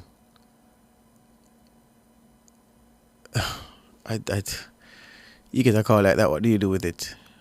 Well, we need to check before we say anything else. We need to check that.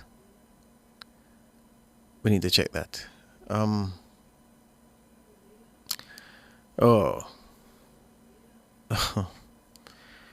Whoa. That one heavy. Grandchild. He didn't say gender. Grandchild dying. She's saying it's because of a lack of a generator at the Spanish Town Hospital.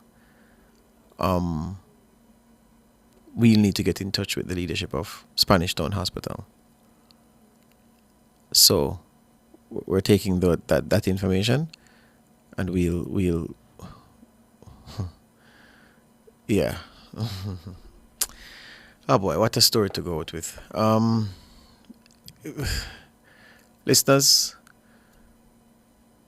try to reach out to family members that you have not been speaking to for a while. Try to use the resources at your disposal, police, local government representatives.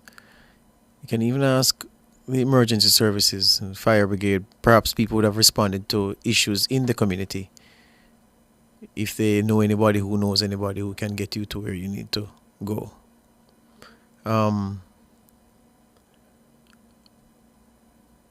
The people doing the work. Oh, before I go, very important, listeners, for me to tell you this. Because we strive to give you correct information, and where it is that we don't give you, where it is that we tell you something that we've subsequently verified to not actually be so, we have to correct it before somebody corrects it for us. Some people don't like to correct things that they say because they think they lose face. People don't respect them no more because they made a mistake. We're in the business where we're prone to making mistakes. We have to apologize when we make mistakes, and we have to give the right information. So earlier I read for you a post, someone saying that their brother died while working. It actually wasn't during this storm, it was before. So I think the incident happened last year, from what I gathered after I came off air and was able to do further checks. And the poster was just saying that my brother died in the line of service to people who are very ungrateful. And she posted a tweet fresh in this moment to say, look at what our family lost doing service for people who are not reasonable and who are ungrateful for the sacrifice that people, loved ones, have to make to try to make them comfortable. We've lost a loved one who leaves behind children. They are without power in this moment, and they make it seem as if the world is ending. That's a point she was trying to make by posting that now, but it was for an incident that happened last year. So I wanted to put that in context for you, because the way I gave you the information first would suggest that it is in this period of restoration that the incident happened. So just to put that correctly for you. All right.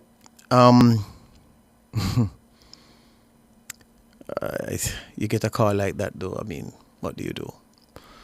All right, listeners, it's time to tell you good afternoon. As I noted at the top, the JP is working to restore power all across the island.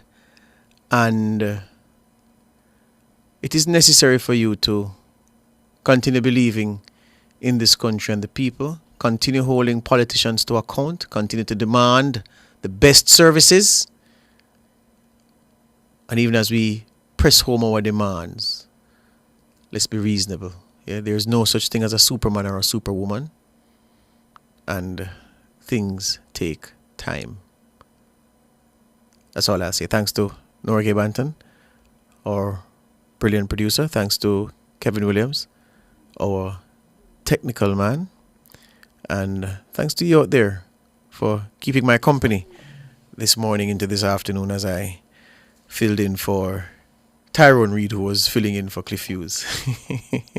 Thank you for your time, and all being well, Monday morning, 10 o'clock, Cliff will be here once again. All right?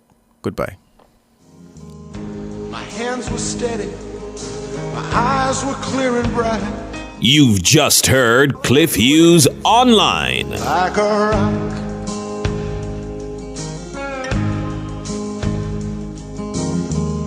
My hands were steady, my eyes were clear and bright.